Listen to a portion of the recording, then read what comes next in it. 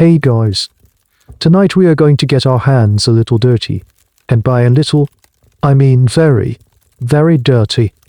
We're stepping back into 19th century London, a city of gaslight, horse-drawn cabs, and, well, questionable employment opportunities.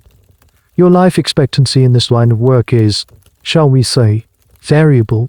One wrong move, and you could end up on the gallows, or worse, on the very same dissecting table you're trying to supply. So before you get comfortable, take a moment to like the video and subscribe, but only if you genuinely enjoy what I do here. While you're at it, drop me a comment and let me know what city you're listening from, and what time it is for you. It's always fascinating to see where our little community of night owls is spread across the globe. Now, dim the lights, maybe turn on a fan for that soft background hum, and let's ease into tonight's journey together. The air in the gin palace is thick enough to chew. It's a foul cocktail of cheap gin, wet roll, stale pipe smoke, sawdust, and the unwashed scent of 100 desperate souls crammed into one poorly ventilated room. The gas lights inside hiss and flicker, casting a sickly, yellow-green glow on everything. In this light, faces look gaunt, almost skeletal. You're huddled in a dark corner booth, the kind with high wooden partitions that offer the illusion of privacy. The wood is sticky to the touch. In your hand is a small, heavy-bottomed glass containing a measure of gin. Not the fancy, botanical-infused stuff we have today. This is Mother's Ruin. It's harsh, fiery, and cheap. It burns a trail from your throat straight to your stomach. But it does its job. It dulls the gnawing ache of hunger and the biting London cold that seems to seep through the very brickwork. You're waiting. Through the din, the low murmur of hushed conversations, the clinking of glasses, the occasional shout followed by a thud from the far side of the room, you keep your eyes fixed on the door. Every time its wings open, it lets in a gust of damp, foggy air and a new patron. You're not here for a social call. You're here for a job. A very specific, very illegal job. Then, you see him. He.s. a man who blends in perfectly with the grime and shadows. Not rich. Not poor. His coat is worn but not tattered. He doesn't look like a laborer, but he certainly isn't a gentleman. He is a broker, a middleman, in a trade that doesn't exist in polite society. He slips through the crowd, his eyes scanning the room until they lock onto yours. He gives a slight, almost imperceptible nod and makes his way to your booth. He slides onto the bench opposite you without a word, placing a small, leather-bound satchel on the table. He smells of damp earth and something vaguely chemical, like formaldehyde.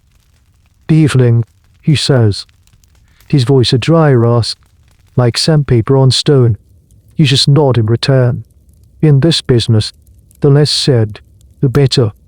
He leans forward, his voice dropping to a conspiratorial whisper that barely carries over the noise of the pub. There's a new subject, fresh, planted just this afternoon at Street. Giles. Your heart gives a little flutter, a mix of fear and greed. A subject, a planting.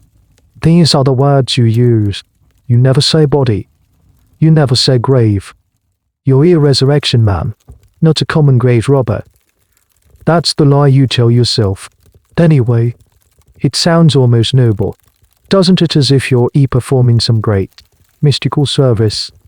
The truth is, you supply cadavers to the anatomists and surgeons of London. This is the great, unspoken reality of the era's medical progress, the Anatomy Act of 1832, which would eventually provide a legal supply of bodies for study, is still years away. For now, the only legal source for dissection is the bodies of executed murderers. And there simply aren't enough murderers to go around to satisfy the booming medical schools. This created a desperate, high-stakes market, a market for men like you.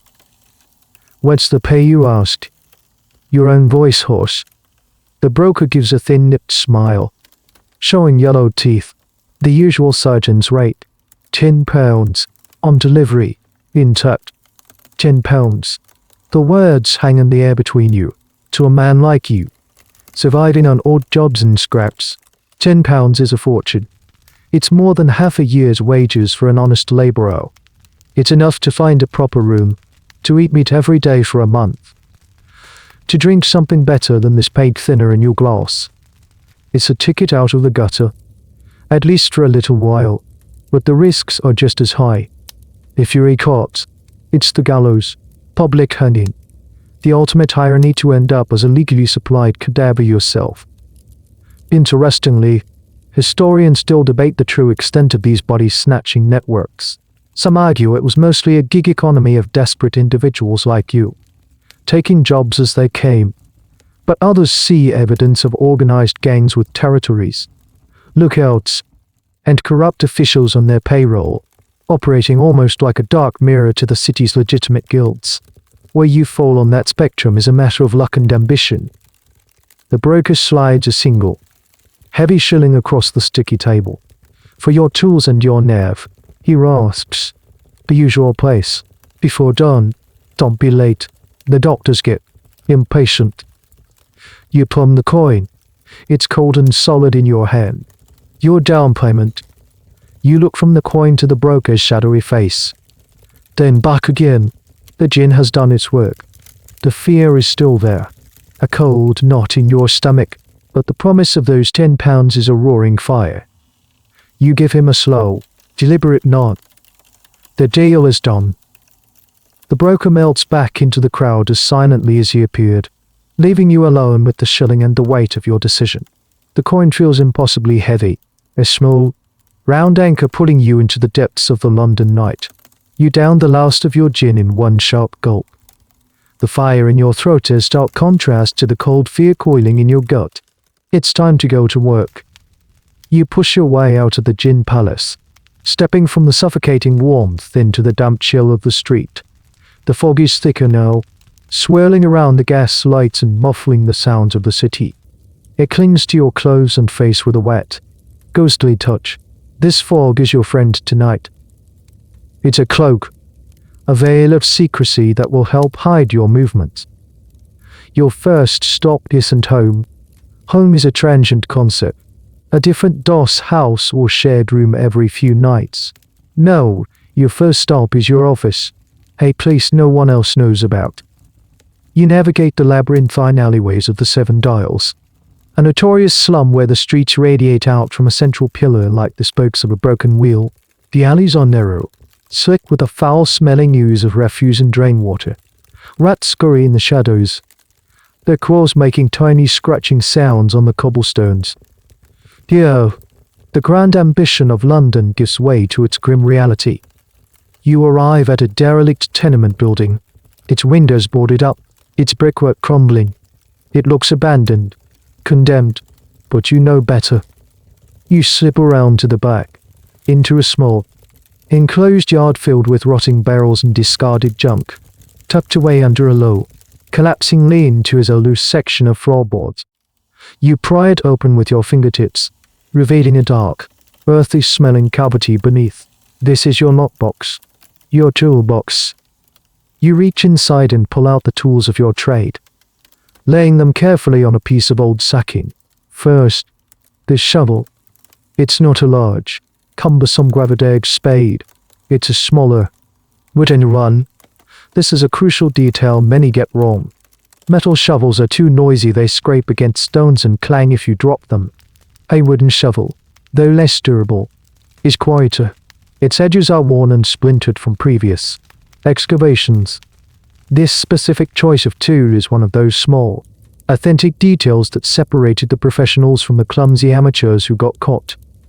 Next, you pull out a crowbar. Short, heavy, and rust-pitted. Its purpose is brutal and direct to force open a coffin lid with the maximum amount of leverage in the minimum amount of time. You run a thumb over its cold, unyielding surface. Then comes a length of thick, coarse red, essential for leverage, for lowering yourself into a deep cut, and, most importantly, for lifting the subject out of its confines. You check it for any fraying or weak spots. A broken rope at the wrong moment could mean disaster. Finally, The most important item, a large, empty burlap sack, often called a hush sack in the trade. It's rough, smelly, and stained with the memory of past jobs. It's what transforms a grim task into a portable commodity, ready for transport through the sleeping city. You also have a few smaller, more personal items. A wooden mallet and a few small wooden wedges, useful for silencing a rattling coffin lid or securing it for a quieter removal. Some historians even suggest that particularly cautious resurrectionists would carry a small vial of oil to lubricate stubborn hinges or pry points, a practice borrowed from housebreakers. It's a tiny detail, but in a profession where a single unexpected noise could lead to the noose, no precaution was too small. You wrap everything carefully in the sacking, creating a discreet bundle you can carry under your arm without drawing undue attention. It just looks like a workman's kit. You take the shilling the broker gave you and tuck it deep into a hidden pocket in your waistcoat. That coin is for expenses. A bribe through a watchman, perhaps, or a drink to steady your nerves if things go south. You hope you won't have to use it. With your tools in hand, you feel a shift in your mindset. The cheerful, gin-soaked man from the pub is receding, replaced by a professional with a task to perform. This is what you do. It's a craft, albeit a gruesome one. There's a methodology, a set of skills honed by experience and passed down in hushed whispers from one resurrectionist to another. The academic world continues to debate whether these skills were formally taught or simply learned through brutal trial and error. Was there a dark apprenticeship, where a master would take on a novice, or did you just pick up the tricks by watching, listening, and surviving your own mistakes? The records are, unsurprisingly, silent on the matter. Most of what we know comes from court transcripts, and the sensationalized tell-all confessions of those who were caught, and their accounts are often unreliable. You stand there for a moment in the rotting yard, your kit in hand. The city's distant hum is the only sound. You are now a tradesman ready for his night's work. You have your tools. You have your target. The only thing left to do is to cross the city and enter the domain of the dead. You pull your collar up against the cold, shift the bundle under your arm, and melt back into the labyrinth of alleys. The journey to street Giles has begun. Leaving the squalor of the Seven Dials behind, you begin the long walk towards Street Giles. The journey itself is a descent into the layered world of 19th century London, a city of stark and immediate contrast. One moment you are in a stinking, unlit alley, and the next you emerge onto a grander thoroughfare, bathed in the ethereal glow of gaslight. The main streets are a different world from the back alleys. Here, the fog doesn't just obscure, it transforms. It catches the yellow light from the street lamps and diffuses it, creating a luminous, hazy canopy that hangs over the city. The effect is strangely beautiful, like walking through a dream, but it's a dream with sharp edges. The cobblestones are slick and treacherous under your worn-out boots, and every puddle conceals a pothole waiting to twist your ankle. You move with a purpose that sets you apart from the other figures of the night. You're not a drunken reveler stumbling home from a tavern, nor a wealthy gentleman in a carriage, hurrying to a late-night engagement. You are a shadow with a destination. You keep to the darker side of the street, using the architectural recesses of doorways and the deep gloom between the lamps to your advantage. Your gaze is constantly moving, scanning ahead, checking behind, listening. The sounds of the city are changing. The boisterous noise of the pubs and theatres has faded, replaced by a lower, more intermittent hum. You hear the distant clatter of a horse's hooves on stone, the lonely cry of a night watchman calling out the hour, 12 o'clock, and all's well. A bitter laugh escapes your lips. All is certainly not well. Not for you. You pass a Tom and Jerry shop, its windows still faintly lit. These were the rowdy, all-night gin shops. A step down even from the palace you just left. A few ragged figures are slumped against its door, lost in a drunken stupor. You give them a wide berth. You can't afford any interaction, any attention. As you walk, you see the city's other nocturnal workers. A group of Tashia-esque sewer hunters emerges from a manhole, their faces grimy, holding lanterns on long poles and carrying sacks filled with whatever scraps of metal or lost coins they've managed to find in the city's effluent. They nod at you, a silent acknowledgement between men who work in the dark, and you nod back. Their trade is filthy, but it's honest. Yours, Miss So. This is a little-known aspect of London's night economy. While the respectable world slept, a whole ecosystem of people came alive, scavenging and surviving in the margins. There were mudlarks combing the shores of the Thames at low tide, bungee rubbers collecting animal skeletons for fertilizer, and pure finders gathering dog droppings to sell to tanneries. In this world, you are just another scavenger, though your chosen resource is far more taboo. You continue your trek, the bundle of tools under your arm a constant, heavy reminder of your purpose. You cross Oxford Street, a major artery, even at this late hour. A few hansom cabs rattle by, their lamps cutting sharp, fleeting beams through the fog. You press yourself into a doorway as one passes. The driver perched high on his seat, wrapped in a heavy greatcoat, oblivious to the grim purpose of the man hiding just feet away. The air grows colder as you get closer to the parish of Street Giles. This area is infamous, a rookery of poverty and disease. It's a place the wealthy and the authorities alike prefer to ignore, but for your purposes, its reputation is an advantage. The local watch is likely to be less diligent here, more concerned with drunks and pickpockets than with the quiet desecration of a graveyard. You turn down a final, narrow lane. The smell of the city changes again. The industrial smog and refuse scent is overlaid with something else. The damp, loamy smell, the smell of earth, of a place where things are laid to rest. You are close now. The low, wrought iron fence of the street. Giles Churchyard appears through the mist.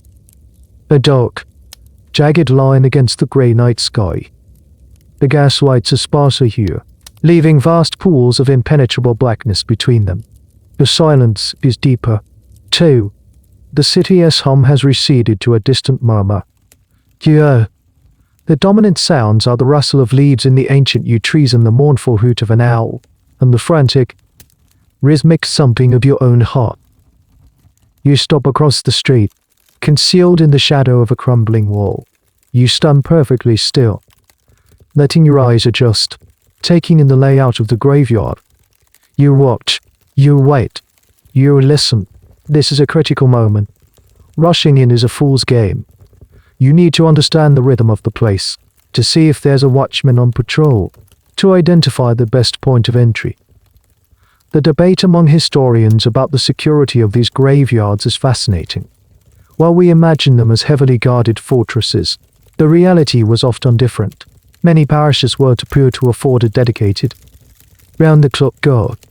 Often, the guard was just the local sexton or beadle, an old man who would do a cursory walk around before retiring to his warm bed. Your entire enterprise hinges on this gamble, on the hope that tonight, security is lax. Your £10 prize depends on it. You take a slow, deep breath, the cold air stinging your lungs.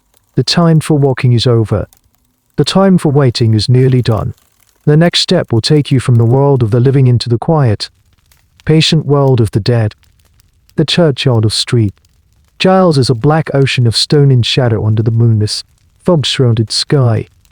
The wrought iron fence, taller than a man and topped with cruel-looking spikes, is the shoreline between your world and the next. You remain in the shadows across the lane, your breath misty in the frigid air, your senses stretched to their absolute limit. You're not just looking, you're listening for the crunch of a footstep on gravel, the creak of a gate, the cough of a hidden watcher. There is nothing, only the sighing of the wind through the bare branches of the trees and the distant, muffled clang of a ship's bell from the Thames. After a long 10 minutes that feel like an hour, you decide it's as safe as it's ever going to be. The main gate is out of the question. It will be padlocked and likely rigged with a bell. Amateurs try the gate. You know better. You need to find a weak point along the perimeter. You slip out of your hiding spot and move along the wall. your footsteps silent on the damp earth of the roadside verge. You run a gloved hand along the cold iron bars of the fence as you go. The metal is slick with condensation, and the paint is peeling, revealing patches of rust underneath. You're looking for a section that is loose, or a place where the ground on the other side is higher, making the climb shorter. You find it near the back of the churchyard, where a large, ancient oak tree grows close to the fence. One of its thick, gnarled roots has buckled the stone foundation beneath the ironwork, causing a slight lean. More importantly, a low-hanging branch reaches out over the fence like a welcoming arm. It's your way in. You pause one last time, straining to hear any sign of alarm. The silence holds. You sling your bundle of tools over your back, securing the strap tightly. You take a running start. A few short, sharp steps, underdeep, grabbing onto the rough bark of the low branch. Your worn boots find purchase on the trunk, and with a grunt of effort, you haul yourself up. For a moment, you are perched precariously, balancing on the branch. The rusted spikes of the fence just inches below you. One slip, and your night would end right here in a most unpleasant way. With another careful movement, you swing one leg over, then the other, and drop silently onto the soft, damp grass of the churchyard. You've crossed the boundary. The air inside feels different, colder, heavier. The ambient noise of the city seems to have vanished completely, absorbed by the earth and stone around you. You are in a different kingdom now, one governed by silence and memory. You crouch in the deep shadow of the oak tree, unslinging your tools and letting your eyes adjust to the deeper darkness. The graveyard is a chaotic jumble of headstones. They stand at odd angles, some leaning against each other like tired old men. Some are tall and proud, obelisks for the once wealthy, while others are simple, weathered slabs of stone, their inscriptions worn away by a century of London rain. Ivy creeps over everything, a slow, green tide threatening to swallow the names of the dead. This is where the real work begins. The broker said the subject was planted this afternoon. That's your only clue. You need to find a fresh grave. In the pitch darkness, that's not as easy as it sounds. You're looking for a mound of freshly turned earth, a patch that is darker and softer than the surrounding ground, not yet covered by grass or weeds.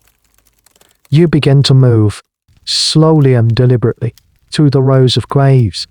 You move in a low crouch, almost scuttling from one tombstone to the next, using them as cover.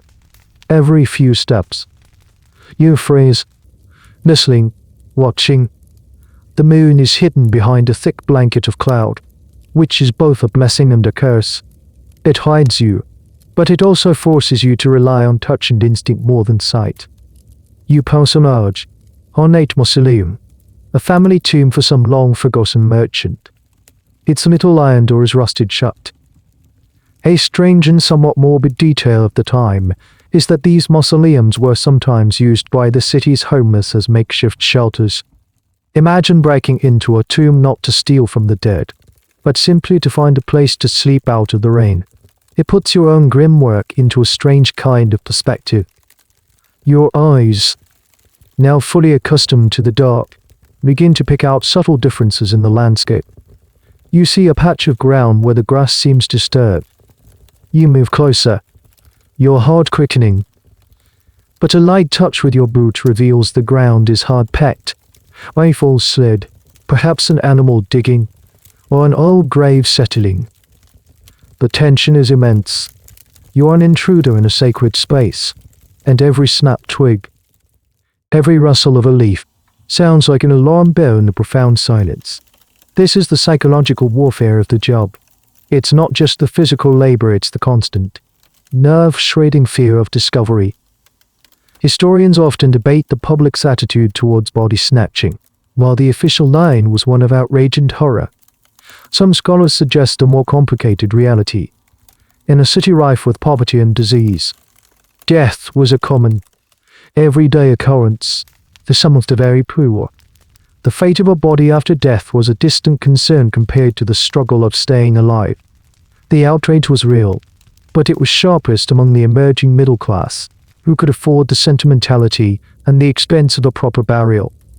For the destitute buried in a common pauper's grave, the line between resting in peace and being useful to science was perhaps a blurrier one. You continue your search, a ghost moving among ghosts. You trace a path along the back wall, reasoning that a new burial, especially one for a commoner, would likely be placed in the less desirable plots at the edge of the churchyard. The air is damp with the smell of turned soil and decaying leaves. You can feel it. You're getting close. You move deeper into the territory of the forgotten, where the grand family plots give way to simpler, more crowded graves. This is the pauper's corner. Here, the headstones are small, cheap, and sparse. Many are just simple wooden crosses, already beginning to rot. It's a sad, neglected part of the yard, but for you, it's the most promising hunting ground. A wealthy family could afford a deep grave, a heavy coffin, and maybe even a night watchman. The poor could not. Their dead were vulnerable. Your boot sinks lightly into the soft ground. A good sign. The further you go, the more the ground yields. You scan the darkness ahead, and then you see it. A patch of earth that is darker than the rest. It's not just dark, it's a rich, black, light-absorbing shape against the grey-brown of the surrounding soil. There's no grass on it. Only a lumpy, uneven mound of clay and dirt. There isn't even a marker yet. Just a small wooden peg pushed into the ground with a number scrawled on it in chalk. This is it, a fresh planting. You drop to one knee behind a leaning, moss-covered headstone, your eyes fixed on the mound. A wave of relief, cold and sharp, washes over you, quickly followed by another jolt of adrenaline. The search is over. But the real danger is about to begin. From this moment on, you are committed. You lay your sack of tools on the ground and unroll it with painstaking care, ensuring no metal links against stone. The wooden shovel, the crowbar, the rope. You arrange them so you can grab any of them in an instant, without fumbling in the dark. Before you break ground, you perform one last, crucial survey. You don't just look. You listen with an intensity that strains your ears. You listen for the patterns in the silence. The rhythmic drip of water from a yew branch. The distant, mournful cry of a fox. You are trying to establish a baseline of normal night sounds. That way, any deviation, a human cough, a dog's bark, the squeak of a gate will stand out immediately. This practice of reading the silence was an unwritten rule of the trade. The most successful resurrection men were said to possess an almost animalistic sense of hearing, able to distinguish the sound of a watchman's boot on gravel from 100 yards away. While likely an exaggeration, it speaks to the high level of situational awareness required to survive. Satisfied that you are alone, you creep from behind the tombstone and approach the fresh grave. You stand over it for a moment. It's a short mound, indicating a common, cheaply made coffin, not a large, heavy one. Good. That will make the work easier. There are no flowers, no mementos, just the raw, disturbed earth, a reminder of how quickly a life can be erased. Its final marker is simple numbered peg. You feel a pang of something, not guilt. Exactly. More like a grim kinship. The person in this grave was likely no stranger to poverty and desperation. In a different life, under different circumstances, there could be you in there. But you can't afford sentiment. Sentiment gets you caught. Sentiment gets you hanged. You are a professional. This is a subject. A specimen. It is 10 pounds. You take your wooden shovel in hand, one of the stranger, and more debated pieces of law surrounding the trade is the idea of grave scent. Some accounts claim that experienced resurrectionists could smell a fresh grave, particularly on a damp night. They claimed the newly turned earth gave off a unique, sweetish, loamy odor that was distinct from the surrounding soil. Scientists today would likely dismiss this as folklore, attributing it to the simple olfactory clues of decay and disturbed soil. But for the men who did this work, who relied on every possible sense to ply their trade, it was a very real part of their skill set, whether it was science or superstition. You can smell it now, the raw, potent scent of fresh clay. You position yourself at the head of the grave. You won't excavate the whole thing, that would take too much time and energy, and create a massive, obvious pile of dirt. The professional method is to dig a shaft, about 3 feet wide, down to the top third of the coffin. This requires less digging and makes refining the grave much faster and less conspicuous. You take a deep breath, flexing your grip on the shovel's handle. The wood is smooth and cool beneath your gloves. The world has shrunk to this single patch of earth. The city, the gin palace, the 10 pounds, it all fades into the background. There is only you, the silence, and the ground that separates you from your prize. The time for stealth and observation is over. Now, the labor begins. You raise the shovel, pioicing it over the dark soil. The muscles in your back and shoulders tense. You are about to break the seal, to violate the one taboo that unites almost all of humanity. You are about to dig up a grave. You plunge the shovel into the mound. The sound is shockingly loud in the stillness. It's not a sharp crack, but a dull, wet, sucking thud. Chill no. The sound of wood slicing through damp, heavy clay. To you, it sounds like a gunshot. You freeze instantly. Every muscle tensed. Your head caught, listening. Your heart hammers against your ribs like a trapped bird. Did anyone hear that a watchman, a nearby resident, woken from their sleep? You wait. 1 second. 2. 10. The silence stretches, taut and humming, but nothing happens. No shouting, no running footsteps, no distant barking. The only sound is the wind and the blood roaring in your own ears. You let out a breath you didn't realize you were holding. A slow, shaky exhale. The first cut is always the worst. It's the point of no return. You get back to work, moving with a controlled, desperate urgency. You can't afford to be slow, but you can't afford to be clumsy either. Every movement is precise, economical. You slice the shovel into the earth, lift a heavy clump of clay, and place it gently onto the sacking you've laid out beside the grave. You don't throw it. Throwing it would make noise and scatter the dirt, making cleanup impossible. You are disassembling the grave, piece by piece, with the intention of putting it all back exactly as you found it. This technique is a core tenet of the Resurrectionists' craft. Leaving a mess was not only unprofessional, it was dangerous. A disturbed grave discovered in the morning would raise an immediate alarm, putting every surgeon and anatomy school in the city under suspicion, and making your next job infinitely more difficult. The goal was for the family to never even know their loved one was gone. The digging is hard, punishing work. The top layer is soft, but soon you hit the dense, wet London clay. It's heavy, sticky, and clings to your shovel, forcing you to use extra effort with every single scoop. Your shoulders and back are already starting to burn. Sweat begins to bead on your forehead, trickling down your temples despite the cold night air. You fall into a rhythm. Dig, lift, place. Dig, lift, place. Your world narrows to the growing hole in front of you and the steadily growing pile of dirt on the sacking. The sounds of the night begin to filter back in, no longer threatening, but just part of the background hum. The work is all-consuming. Suddenly, your shovel hits something hard with a dull clunk, not the deep, resonant thud of a coffin. This is higher up. You carefully scrape away the dirt with the edge of your shovel. It's a rock, about the size of a loaf of bread, wedged tightly in the clay. You try to dig around it, but it's firmly embedded. It has to come out. You put down the shovel and get on your knees, your hands plunging into the cold, wet earth. You dig your fingers around the rock, the sharp edges pressing painfully into your skin through your thin gloves. You pull, grunting with the effort. It doesn't budge. You change your position, trying to get better leverage. your boots slipping in the loose dirt.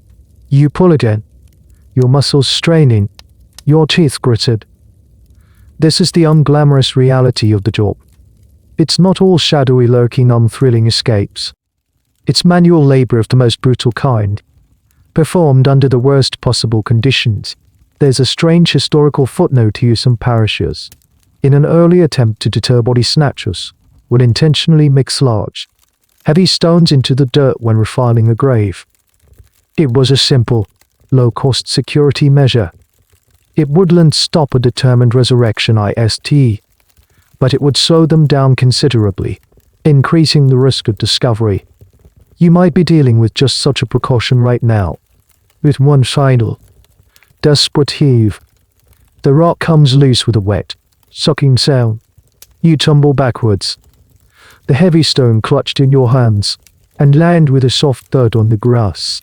You lie there for a second, panting, the cold, muddy rock resting on your chest. You've wasted precious minutes. You toss the rock aside and scramble back to the hole. You're deeper now, maybe 2 feet down. The air in the hole is colder, smelling richly of damp earth and minerals. You pick up your shovel and resume your rhythmic work.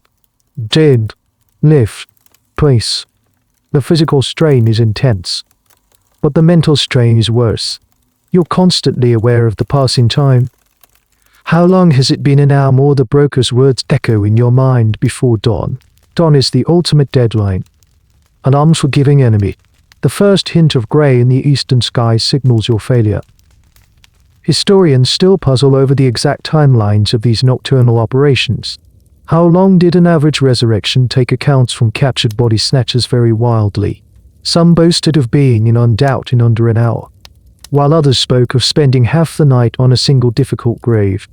The truth likely lies somewhere in between, heavily dependent on the soil, the depth of the grave, and the ever-present threat of interruption. For you, right now, every second feels borrowed. The hole is waist-deep now. You're no longer just digging, you're relifting the dirt up and out. The strain on your back is immense, but you know you must be getting close, very close. You push away the exhaustion, focusing on the task, just a little further. The hole is now a tight, claustrophobic pit. It's deep enough that the top edge is level with your chest, and the darkness inside it is absolute. You are literally standing in a grave. The thought sends a brief, cold shudder through you, but you push it away. Down here, the world outside vanishes. The wind, the rustling trees, the distant city, all of it is gone, replaced by the suffocating silence of the earth. The only sounds are your own ragged breaths and the scraping of your shovel. The work has become a pure physical struggle, a battle between your dwindling stamina and the sheer tonnage of London clay. Your muscles scream in protest. Your arms feel like lead, and a sharp pain has settled in your lower back.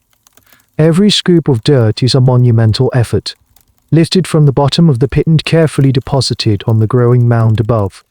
You hit another obstacle. This time, it's not a rock. It's a thick, fibrous web that your shovel can't seem to cut through. You scrape at it, and realize what it is: a dense network of tree roots. Probably from the ancient oak you used to climb the fence.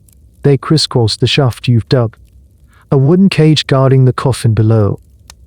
You let out a quiet, frustrated groan. This is a serious complication. It's another time-wasting, energy-sapping problem. You set down the shovel and pull a small, flat-bladed hatchet from your tool sack. This is why you carry more than just a spade. Experienced hands know that every grave is different, and you have to be prepared for the unexpected. You begin the painstaking work of hacking through the roots. Thwack, thwack, thwack. The noise is terrifying. It's a sharp, percussive sound that seems to echo in the confined space of the hole. Each blow sends vibrations through the ground. You wince with every strike, convinced that this will be the sound that finally gives you away. You work in short, frantic bursts, then pause, holding your breath, listening to the silence above. Nothing. You are still alone. This problem with tree roots was a well-known hazard of the trade. In fact, one of the more gruesome and debated bits of folklore among resurrectionists was the idea of coffin births or arbor mortis. The belief was that seeds buried with a body, perhaps from the stomach contents, could germinate, with the tree's roots wrapping around and consuming the corpse as it grew. Modern science debunks the more fantastical versions of these stories, but the underlying problem was real. Cemeteries were full of old trees with extensive root systems that made a mockery of neat, orderly burials. For a body snatcher, they were a nightmare. One by one, you sever the tough, woody roots. They are surprisingly resilient, fighting back against your hatchet. The work is awkward and clumsy in the tight space.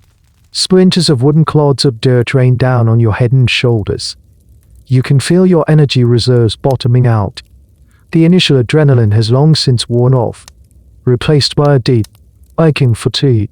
The 10 pounds feel very far away right now. You begin to feel a sense of desperate, creeping panic. This is taking too long, far too long. The sky is still dark, but you have no way of knowing the time. Is it 2:03? Every minute spent fighting with these roots is a minute closer to the dawn.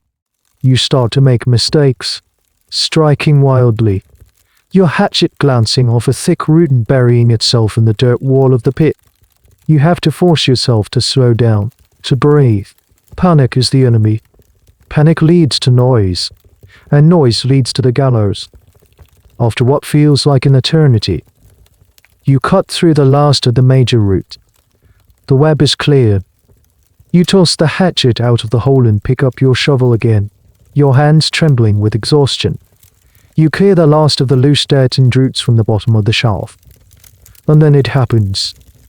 Your shovel scrapes against something with a low, hollow, wooden sound. A CRPD. Thud. It's a sound unlike the dull clunk of a rock or the fibrous resistance of a root. It is the unmistakable sound of a spade hitting a wooden box. The coffin. You've reached it. A jolt of renewed energy surges through you, pushing back the fatigue. This is it. The final barrier. You drop to your knees in the bottom of the pit, ignoring the cold mud soaking through your trousers, and begin to clear the remaining dirt away with your hands. You scrabble at the earth like a dog, frantic to uncover your prize. The top of a simple, plain pine box emerges from the dirt. It's unstained, unadorned, held together with simple iron nails. A pauper's coffin, just as you hope. The wood is damp and cold to the touch. You've done the hardest part. The digging is over, but now a new set of challenges begins.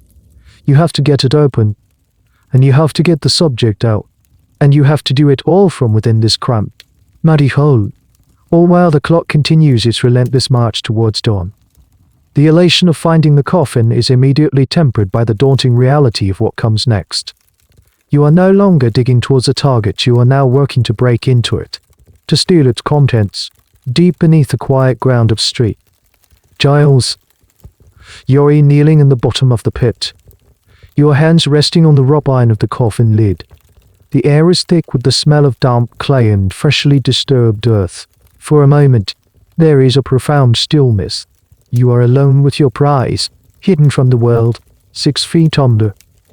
The exhaustion that plagued you just moments ago is held at bay by a surge of focused adrenaline. You take a moment to catch your breath, your mind racing through the next steps. Open the lid. Attach the ropes. Lift. It sounds simple. It never is. And then you hear it. Snap. The sound is sharp, clear, and terrifyingly close. It's the sound of a dry twig breaking under a heavy boot. You freeze. Every muscle in your body locks. Your head snaps up. Your eyes wide in the darkness, staring at the patch of night sky visible from the bottom of your hole. Your heart, which had been hammering with exertion, seems to stop altogether. Who is that? The silence that follows is more terrifying than the sound itself. It's a heavy, expectant silence. You hold your breath, straining to hear anything else. The wind has died down. The city is utterly quiet. It feels as if the entire world is holding its breath with you. Is it the watchman? finally doing his rounds or worse. Is it a rival gang? The thoughts sends a jolt of pure ice through your veins. The world of the Resurrection Men was notoriously competitive and violent. Gangs fought over territory, the lucrative burial grounds attached to large hospitals, and they would not hesitate to hijack a fresh subject from a lone operator like yourself. They would let you do all the hard work of digging, then emerge from the shadows to take the prize, leaving you with nothing but a broken head for your troubles. Your mind conjures images from whispered tavern tales, men beaten senseless and left in open graves. Turf wars fought with shovels and crabbers in the dead of night. This possibility is, in some ways, more frightening than being caught by the authorities. The law might hang you, but at least it was a process. A rival gang's justice would be swift, brutal, and silent. You crouch lower in the pit, trying to make yourself as small as possible. The damp earth presses in on you from all sides. The hole that had been your workplace now feels like a trap. You are exposed, cornered, with no easy way to escape. If someone is standing at the edge of the grave, they have you completely at their mercy. This is a detail often overlooked in the sensationalized story. The most vulnerable moment for a body snatcher was not the entry or the escape, but the point of excavation. You are trapped in a hole, exhausted, with your tools laid out around you. You have nowhere to run. You slowly, silently, reach for the heaviest tool. You have the iron crowbar. You wrap your fingers around its cold, pitted surface. It's not much of a weapon, but it's better than nothing. Your knuckles are white. You wait, every nerve screaming. An owl hoots from a distant tree.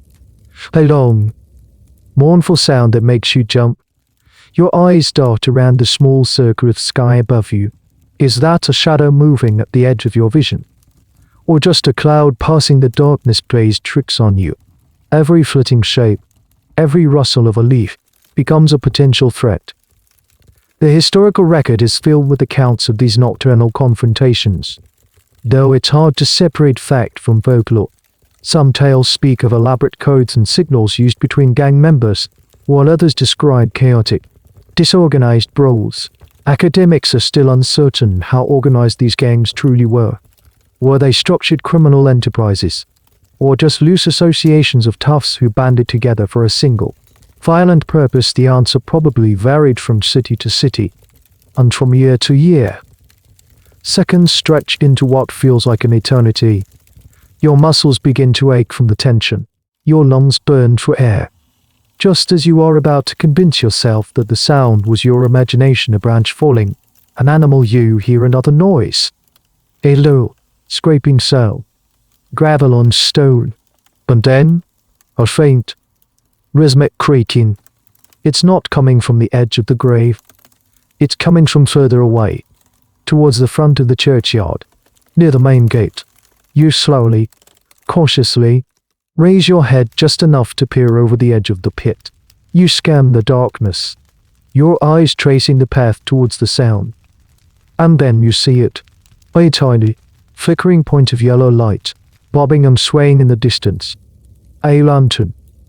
The lantern's light swings in a lazy, hypnotic arc, a tiny, lone firefly in the vast, crushing darkness of the churchyard. It's moving slowly, methodically, along the main path that winds from the front gate towards the church. It's the sexton, the night watchman. Your heart, which had been frozen with the fear of a rival gang, now begins a frantic, panic drumming for an entirely different reason. This is bad, very bad, but it's a known quantity. A watchman is a problem you can potentially solve. A gang of thugs is not. You duck back down into the pit, your mind racing.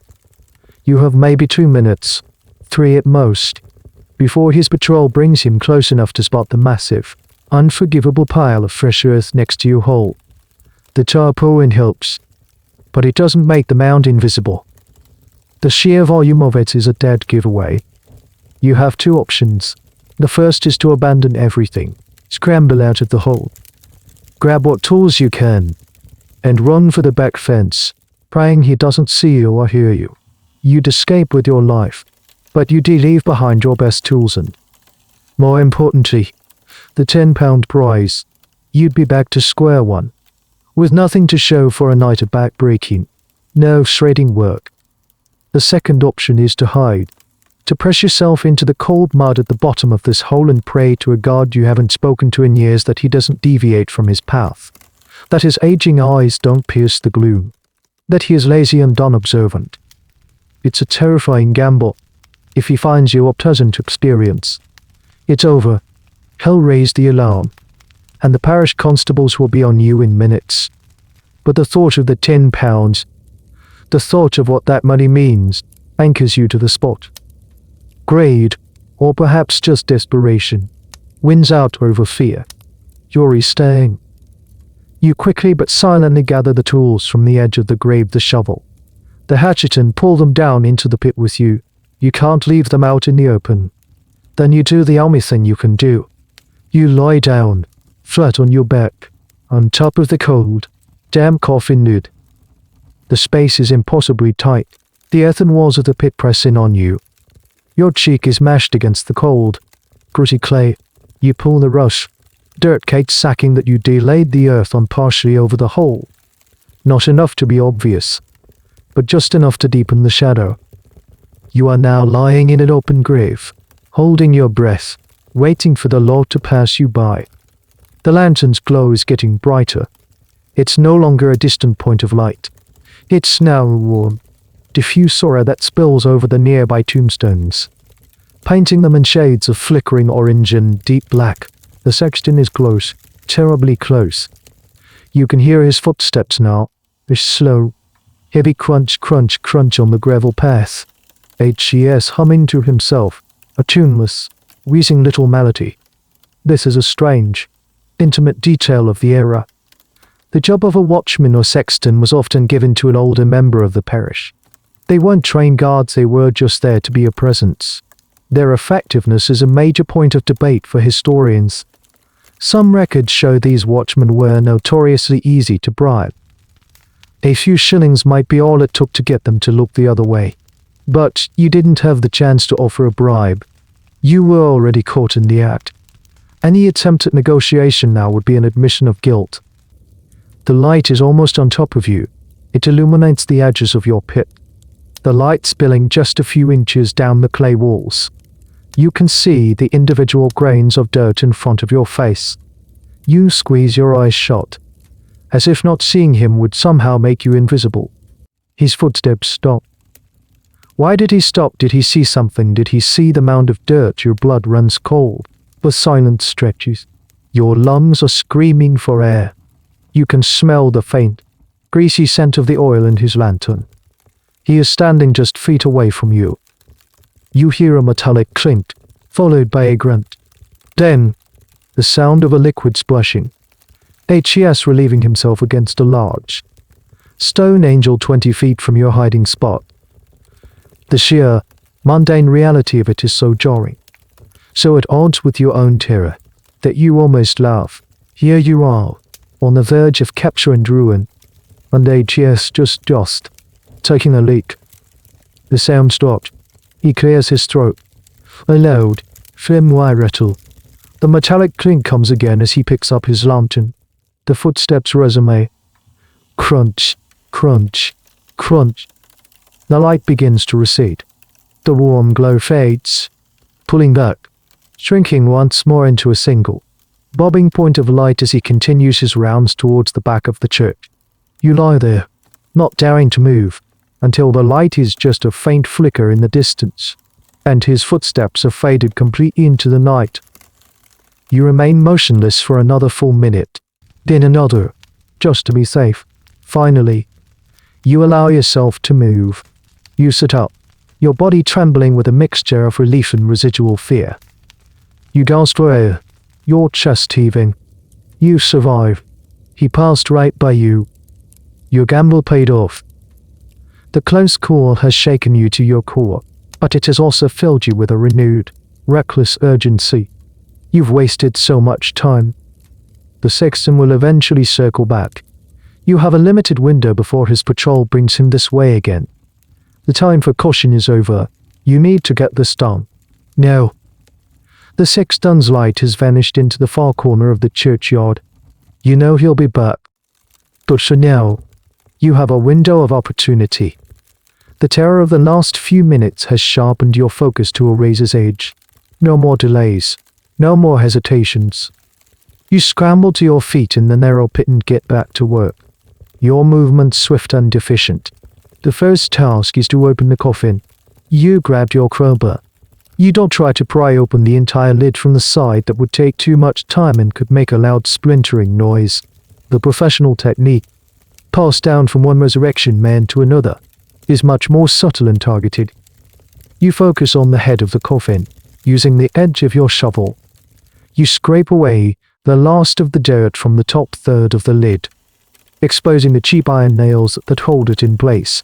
Then, you wedge the tip of the crowbar under the edge of the lid, right near the corner. You take a deep breath and apply pressure. The wood groans in protest. A low, creaking sound that seems to echo in the subterranean quiet. You pause, listening. Nothing. You apply more force, putting your weight into it. There's a sharp crack as one of the nails pulls free from the soft pine. Then another. It's working.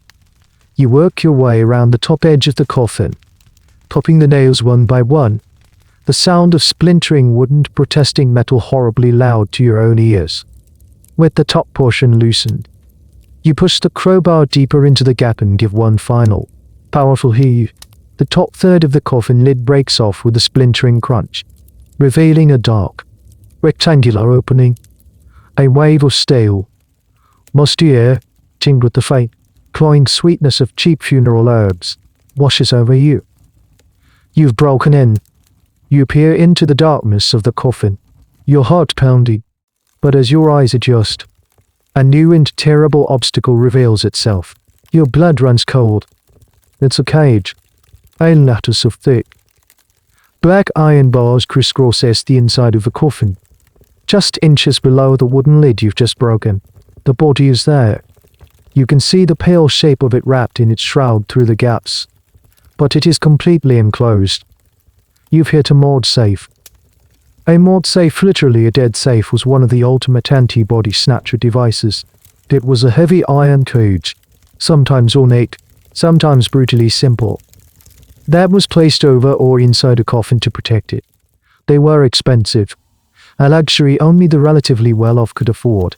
The family would pay a rental fee to the parish, and the morgue safe would remain in the grave for several weeks until the body was no longer fresh enough to be of any use to the anatomists. Then it would be dug up and reused for the next person who could afford it. You stare at the iron bars in disbelief and despair. All this work, all this risk, for nothing. Your crowbar is useless against this. Your hatchet would just bounce off. You have no tools that can defeat a morgue safe. It's an iron fortress, and you are utterly, completely thwarted. A wave of impotent fury washes over you. You want to scream, to smash your shovel against the iron bars, to curse the family that could afford such a thing. But you can't. You have to remain silent. You just stand there in the pit, breathing heavily. The 10-pound prize, which had felt so close, now impossibly out of reach. The existence and variety of morgue safes are a testament to how widespread and feared body snatching was. Historians have found an incredible array of these devices. Some were simple iron straps. Others were elaborate, full coffin cages. There were even stone-lidded systems and patented spring gun mechanisms designed to fire at anyone who disturbed the grave. Though whether these were ever actually used is a matter of intense historical debate. It was a technological arms race between the anatomist's demand and the public stir. Tonight, you have lost that race. You have to make a decision, and you have to make it fast. The sexton is still out there. Dawn is still coming. You could try to put everything back, to hide your work, but that would take time. And for what there's no profit in it. No, you have to abandon it. The thought is crushing. All that effort, the fear, the close call with the watchman, all for naught. You'll have to face the broker empty-handed, and who knows when another opportunity this fresh will come along. You clench your fists in the dark. No, not yet. The broker said a subject from street. Giles. Not this specific subject. The night is not over. There might still be another way. The paupers section. Surely there was more than one burial today, or yesterday. The surgeons weren't always picky. A day or two old was sometimes acceptable, as long as the decay hadn't set in too badly. It's a desperate, long-shot gamble. You'd have to find another fresh grave, in the dark, and start the entire digging process all over again. Your body screams in protest at the mere thought of it. Your energy is almost completely gone. But the alternative is to walk away with nothing but muddy clothes and frayed nerves. The choice is clear. If insane, you're not giving up. You quickly and quietly place the broken piece of the coffin lid back over the opening. You won't have time to refill the hole completely, but you can at least cover your tracks partially. You scramble out of the pit, grab your shovel, and start pushing the piled earth back into the hole, working with a frantic, desperate energy born of pure despair. You don't have time to be neat. You just need to get it covered. You work with a frantic, desperate haste, shoveling the heavy clay back into the hole. There's no time for the careful, methodical layering you used on the way down. You just dump it in. A chaotic jumble of dirt and stones. The mound you leave is messy, obvious, and a complete violation of your professional creed. But you have no choice. You kick some of the surrounding leaves and turf over it, a pathetic attempt at camouflage. It won't fool anyone in the daylight, but you pray it will be enough to go unnoticed for the next hour. You gather your tools, your mind racing. The sexton is probably on the far side of the churchyard now. If you're going to do this, you have to move immediately. Every second is a coin slipping through your fingers. You abandon the relative security of the back wall and begin a new, frantic search, moving back towards the main paupers section. Your eyes, now hyper-attuned to the nuances of the landscape, scan the ground. You are no longer looking for the pristine, perfect mound of a brand new grave. You're looking for something a day or two older. The earth will have settled slightly. Maybe a few weeds will have started to poke through. It's a much more subtle sign. Your body is a symphony of pain. Your back feels like it's on fire. Your shoulders are a dull, throbbing ache, and your hands are twisted inside your gloves. You are running on pure, unadulterated desperation. The 10 pounds are no longer just a prize, they are an obsession. The only thing that can justify this hellish night. You pass row after row of sad little markers. The darkness, which was once your ally, is now a frustrating obstacle, hiding the very clues you need to see. You begin to use your feet, not just your eyes, gently scuffing the ground as you walk, feeling for the telltale softness of a recent burial. It's a slow, painstaking process. Time is distorting. You feel like you've been in this graveyard for a lifetime. The memory of the war, noisy gin palace feels like it belongs to another man, in another century. Then, you find it. It's almost unabatable. A slight depression in the ground, a rectangle of earth where the grass is thinner, yellower. There's a simple wooden cross at its head, the name MAY painted on it in crude white letters. No date, no family name, just Mary. You press your boot into the soil. It gives way. It's soft, not as soft as the first one, but soft enough. This could be it. It has to be it. This is your last chance. You don't even hesitate. There's no time for a final survey, no moment to listen to the silence. You drop your tools and begin to dig. This time with a wild, almost savage intensity. The careful, quiet precision of your first attempt is gone, replaced by a desperate, brute force assault on the earth. You are no longer a craftsman, you are a machine, driven by a single purpose. The dirt flies. You don't bother placing it carefully on the sacking. You just heave it out of the hole, creating a messy pile beside you. The noise of the shovel hitting the earth seems thunderous, but you block it out. Your entire universe has contracted to this single, frantic task. Dead. This moment highlights a grim reality often debated by social historians: the anonymity of the poor in death. While the middle classes were developing elaborate mourning rituals and permanent memorials, the destitute were often buried in unmarked or common graves, their identities quickly lost to time. For a body snatcher, this anonymity was a practical advantage. There was less chance of a family member visiting the grave, less chance of a disturbance being noticed. You are exploiting the very social neglect that defined this person's life and death. The digging is somehow harder this time, even though the grave seemed shallower. Your exhausted muscles protest with every movement. Your lungs burn. The sweat pours down your face, stinging your eyes. But you don't stop. You can't. You hit rocks. You hit roots. But you barely even register them. You just smash through them. Driven by a primal urgency, you are racing the sexton's patrol. You are racing the dawn. After an eternity of frantic, heart-pounding labor, your shovel hits wood. Thud. The sound is just as sweet the second time. You drop the shovel and fall to your knees. Clawing at the dirt with your bare hands, you uncover the lid of another cheap pine coffin. No more safe this time.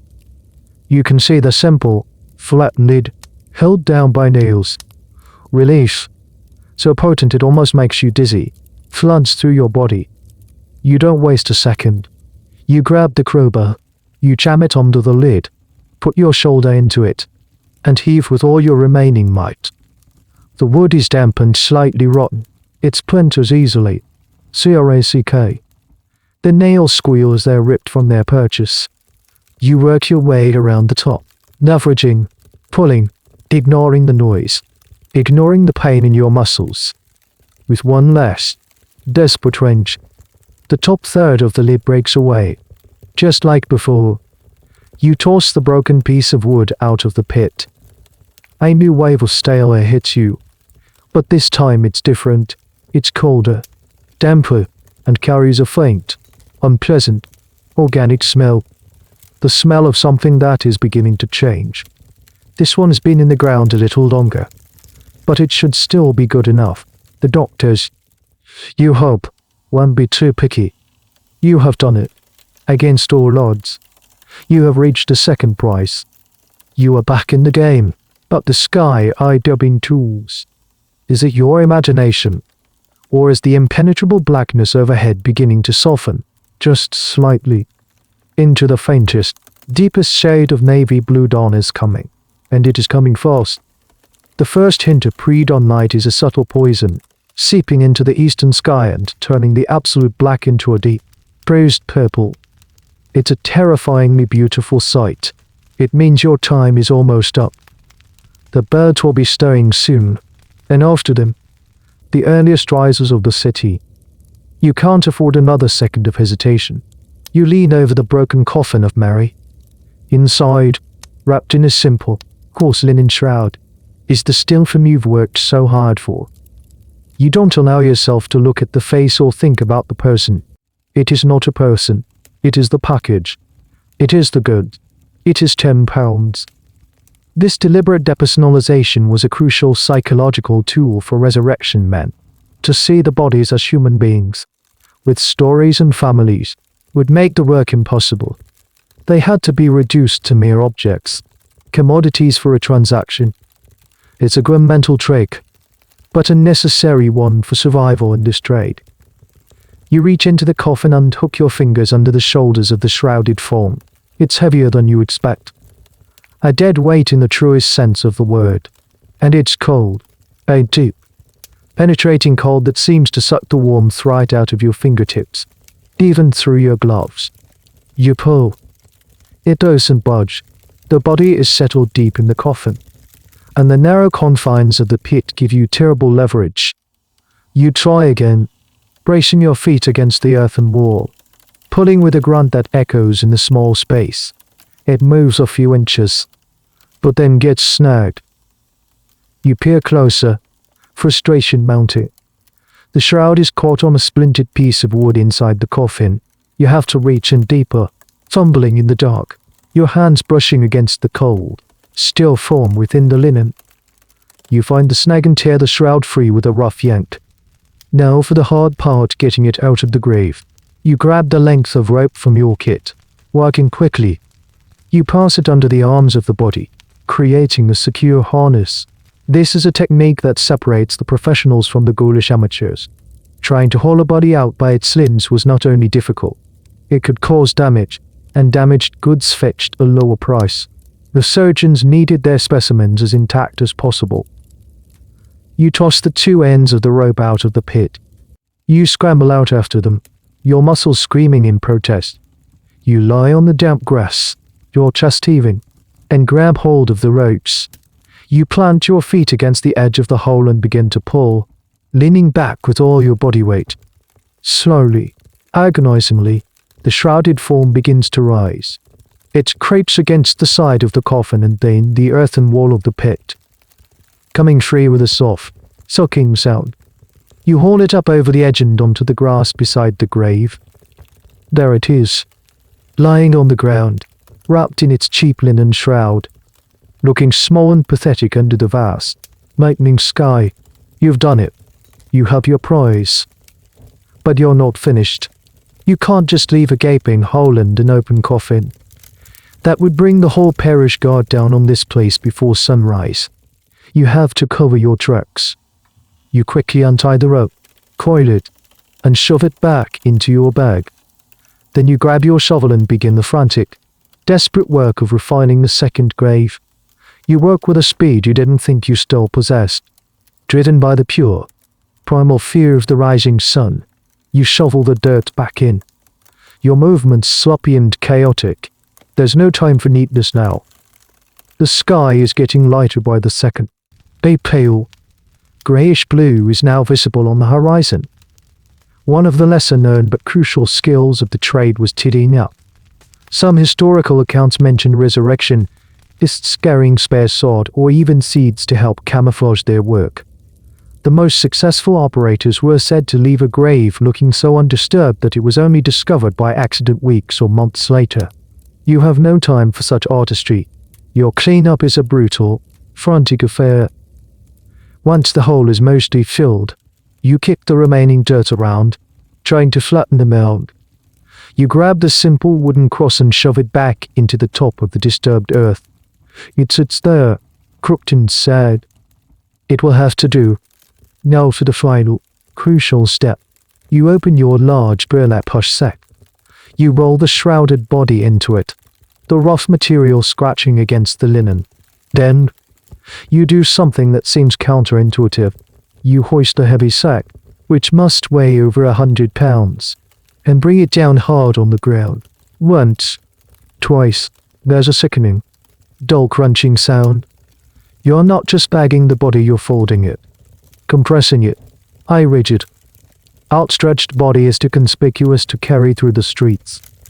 The folded one, however, can be slung over the shoulder and, in the dim light of early morning, might be mistaken for a sack of laundry or old rags.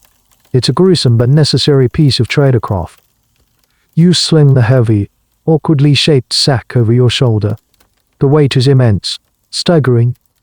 It presses down on your exhausted frame, driving the air from your lungs. But you have it. You finally have it. You give one last, fleeting look around the chaotic scene, the two disturbed graves, the scattered dirt. Then you turn your back on it and begin the long, painful journey towards the back fence and the relative safety of the waking city. The weight on your shoulder is a monstrous, shifting burden. It's not just heavy, it's clumsy. Its mass poorly distributed. Every step is a struggle. Your legs tremble with exhaustion. Your back is a single, solid column of pain. But you have to move. The eastern sky is no longer just pale, it's beginning to blush with the first faint hints of pink and orange. The city will be stirring any moment. You retrace your steps towards the ancient oak tree at the back of the churchyard. Your escape route. Moving with the sack is 100 times harder than moving without it. You stumble over unseen roots and leaning headstones. Your breath coming in ragged, painful gasps. The sack seems to fight you, to pull you off balance, as if its silent occupant is resisting this final, undignified journey. You reach the fence. Getting in was a climb. Getting out with a 100-pound sack is a different problem entirely. You can't climb with it. You gently lower the sack to the ground, your muscles screaming in relief for a brief moment. You listen. The sounds of the morning are beginning. A distant rooster crows. Its call thin and sharp in the cold air. The sound is like a starting pistol. Go. You climb the tree again. Your movements clumsy and slow with fatigue. You perch on the low-hanging branch, straddling it, and look down at the sack on the other side of the fence. You can't just drop it, the thud would be too loud, and the fall could damage the contents. You pull the length of rope from your bag one last time. You lean down, your arm stretched to its absolute limit, and manage to loop the rope around the top of the sack. You pull, grunting, hauling the dead weight up the few feet to the top of the fence. It's a moment of pure, agonizing strain. The sack teeters on the iron spikes for a heart-stopping second, and then you guide it over, lowering it slowly, hand over hand, until it rests silently on the ground outside the churchyard. You drop down from the branch, landing with a soft thud beside it. You are out. You are free of the graveyard. You quickly stuff the rope back into your tool bag, which you wear slung over your chest. Then you hoist the main sack onto your shoulder again. The weight is just as crushing as before, but now you are on the move, back in the world of the living. You stick to the back alleys and narrow lanes, a ghost slipping through the city's arteries just as it begins to wake. The fog of the deep night is thin, replaced by a hazy, grey mist that still offers some cover. The gas lights have been extinguished, their job done, leaving the streets in a dim, transitional light. You pass the back of a bakery. A warm, delicious smell of fresh bread wafts from a grated window, a scent from a different universe, a world of honest work and simple comforts. Through the grate, you can see the baker, his face white with flour, pulling loaves from the oven. He doesn't see you. You are invisible, a creature of the night, carrying your grim cargo through the dawn. This period of the early morning was a world unto itself in 19th century London. It was the crossover point. The night soil men, having finished their work of emptying the city's cesspools, would be heading home, their carts rumbling on the cobblestones. At the same time, the first of the day workers, the factory hands, the market porters, the milkmaids with their yokes and pails would be starting their long walk to work. You have to navigate this shifting population to look like you belong. A fascinating and rarely discussed act of the Resurrectionist's trade was the delivery. Getting the subject out of the grave was only half the battle. Transporting it across miles of city streets without being detected required its own set of skills. Some used hand carts, covering their cargo with rags of vegetables. Others, like you, relied on brute strength and a strong sack. There are even a few, possibly apocryphal, accounts of resurrectionists using commandeered funeral hearses or hiring hackney cabs, bribing the driver to ask no questions about his heavy, silent passenger. The audacity is breathtaking. You turn a corner and your heart leaps into your throat. A man is walking towards you, his footsteps echoing in the narrow lane. You can't turn back, it would look too suspicious. You press on, pulling your hat down low, hunching your shoulder to make the sack look like a simple bundle of goods. You keep your eyes fixed on the ground. He draws level with you. You can smell cheap tobacco and unwashed wool. A laborer, heading for an early shift. He glances at you, his eyes lingering for a second on the large, strange sack you carrying. You brace yourself for a question, a challenge. Your hand instinctively tightens on the strap of your tool bag, where the crowbar rests. But he just gives a wary, non-committal grunt and continues on his way. H.E.S. too tired, too wrapped up in his own world of toil and misery to care about yours. You let out a slow, silent breath of relief. You are a pariah, a ghoul, a violator of the sacred. But in this moment, In the grey, anonymous light of a London dawn, you are also just another weary man carrying a heavy burden, and in this city, that is the most normal sight in the world. The final leg of your journey is a race against the light. The bruised purple of the pre-dawn sky has given way to a pale, washed-out grey. The outlines of buildings are sharp now, the shadows shorter and more defined.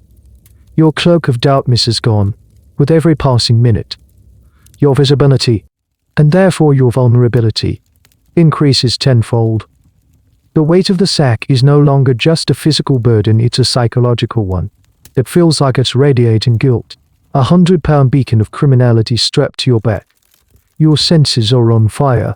Every distant shout, every closing door, every dog that barks feels like it's directed at you. Paranoia is a cold sweat on your skin. You have to get off the main streets. You duck into a warren of impossibly narrow passages and courtyards that forms the city's hidden circulatory system. This is the London that doesn't appear on maps. The footing here is treacherous, a slick layer of mud and refuse over uneven cobblestones. The air is thick with the smell of coal smoke from the first fires of the morning, mixed with the ever-present stench of poverty. You stumble, your foot slipping on a discarded fish head. You windmill your arms, fighting for balance, the heavy sack swinging wildly and threatening to pull you down. For a terrifying second, you think you're going to fall, to spill your grisly contents all over the alley floor, but you manage to stay upright, your heart hammering against your ribs. You lean against a grimy brick wall, gasping for breath, the rough texture of the brick pressing into your cheek. You need to rest, just for a moment. Your body is screaming, a single, unified chorus of pain and exhaustion, but you can't. The address of the anatomy school is on the other side of the river. You still have a bridge to cross. This brings up a key logistical challenge for the London Resurrection ISD geography. The city was a patchwork of parishes, each with its own churchyard, but the major anatomy schools and hospitals were concentrated in specific areas, like Southwark or Whitechapel.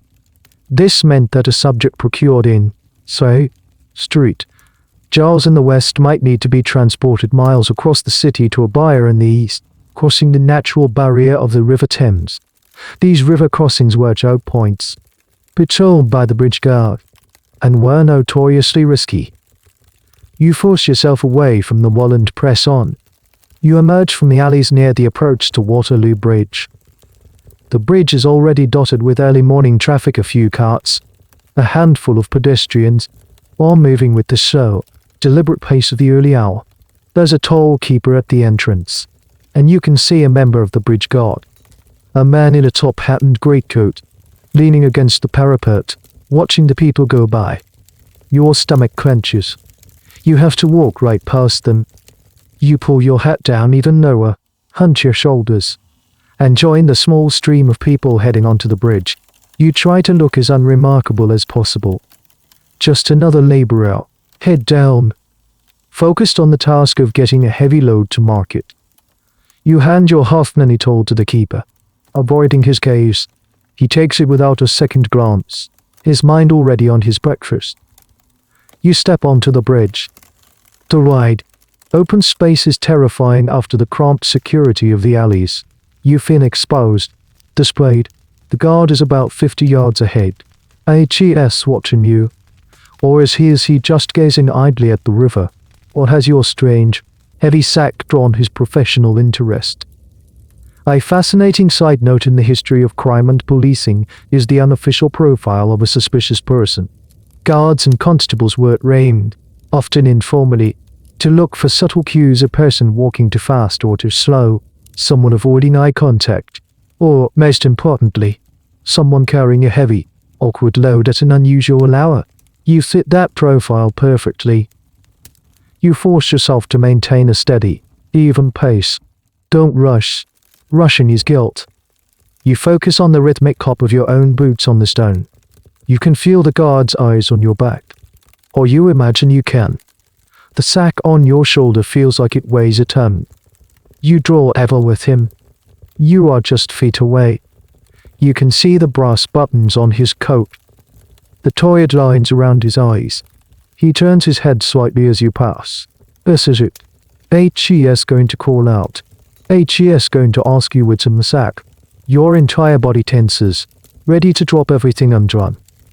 Morning, he says, his voice flat and bored. The word is so unexpected, so normal. It takes you a second to process it. HES not challenging you. HES just making small talk. You manage a hoarse grunt in reply, something that could pass for morning in return. You don't break your stride, you just keep walking. You've passed him. You're halfway across the bridge. You don't dare look back, you just keep moving forward, one foot in front of the other, until you reach the south bank of the Thames. You are in Southwark. The anatomy school is close now. Very close. The worst of the journey is over. The grey light of dawn is now illuminating the grime-caked facades of the warehouses and tenements that line the river. You have made it across the water, carrying your secret burden, and have melted back into the shadows of the city's southern shore. You've made it to Southwark, a district of tanneries, breweries, and grim-looking hospitals. The air here has a different flavour, a mix of industrial smog, hoops, and the faint, unsettling antiseptic smell that bleeds from the walls of the medical institutions. The streets are busier now, carts rattle over the cobblestones with greater frequency, and the sidewalks are filling up with people heading to work. You are no longer a lone ghost in a sleeping city, you are a suspicious figure in a waking one. The sack on your shoulder feels heavier than ever, not just with physical weight, but with the immense pressure of your proximity to the finish line. You can almost taste the 10 pounds. The thought of it is the only thing keeping your legs from buckling. You navigate the final few blocks with your head down, a hunched and anonymous figure. Your destination is not one of the grand, imposing hospitals that front the main roads. The surgeons who deal with men like you are rarely so public about their procurement methods. Your destination is a nondescript brick building on a quiet back street, sandwiched between a small, disused warehouse and a row of cheap tenements. There are no signs on the building, no brass plaque indicating a doctor's practice. To the casual observer, it's just another forgotten structure in a forgotten corner of the city. But you know better. This is a private anatomy school, one of the many that sprang up to meet the demand of aspiring surgeons who couldn't get a place at the prestigious hospital schools. These private schools operated in a legal and ethical grey area. While they provided a vital service training the next generation of doctors, their methods for obtaining teaching material were almost entirely dependent on the illegal activities of men like you. Historians still debate the level of direct collusion between the surgeons and the body snatchers. Did the doctors place specific orders? Did they know the violent details of the procurement? Or did they maintain a deliberate, convenient ignorance? Simply accepting the packages delivered to their back doors with no questions asked. The truth is likely a messy combination of all three. You slip into the alley that runs along the side of the building. The alley is dark, narrow, and smells of stagnant water and carbolic acid. At the very back of the building is a single, heavy, windowless door, painted a dull, peeling black. This is the place. You lean against the opposite wall, gently lowering your sack to the ground. Your body trembles with relief as the weight is lifted. You stand for a moment, catching your breath, every muscle in your body screaming. You look up and down the alley. It's empty. You approach the door and knock, not a loud, insistent knock, but a specific, cody peasant. Tap, tap, tap, tap. A pause. Tap, tap. It's the signal. The resurrection man's knock. Each school, each surgeon, had their own. It was a simple security measure to ensure they didn't open the door to a constable or a vengeful mob. You wait. A minute passes. The silence from within the building is absolute. A flicker of panic crosses your mind. What if no one is there? What if you got the day wrong? What if the broker made a mistake? The thought of being stranded here, in this alley, with a sack containing a dead body and the sun getting higher in the sky, is a new kind of terror. You're about to knock again, a little more insistently this time, when you hear it. The sound of a heavy bolt being drawn on the other side of the door. Scry tunk. The door cracks open a few inches, revealing a sliver of a man's face in the darkness within. It's not the surgeon. It's his assistant, or prosector, a young, grim-faced man, usually a medical student himself, whose job it is to do the dirty work, receive the bodies, prepare them for dissection, and pay off the suppliers. His eyes are cold, tired, and utterly devoid of emotion. He looks you up and down, his gaze lingering on the large sack at your feet. He doesn't say a word. He just opens the door wider, a silent invitation to enter. You hoist the sack one last time, a strain making you grunt, and stumble through the doorway. The door closes behind you with a heavy, final-sounding thud, plunging the small entryway into near total darkness. The air inside is cool and smells strongly of formaldehyde, alcohol, and something else, something metallic and vaguely sweet. It's the smell of a place of cutting. The prosector lights a small oil lamp, and its flickering glow reveals a small, stone-flagged receiving room. It's empty except for a large, slate-top table in the center of the room. The table is stained and scarred with countless cuts. This is the stage for the final act of your transaction. On the table, the prosector says, his voice a flat monotone. It's the first thing HES said. You obey, dragging the heavy sack onto the slate slab. The sound it makes is wet and heavy.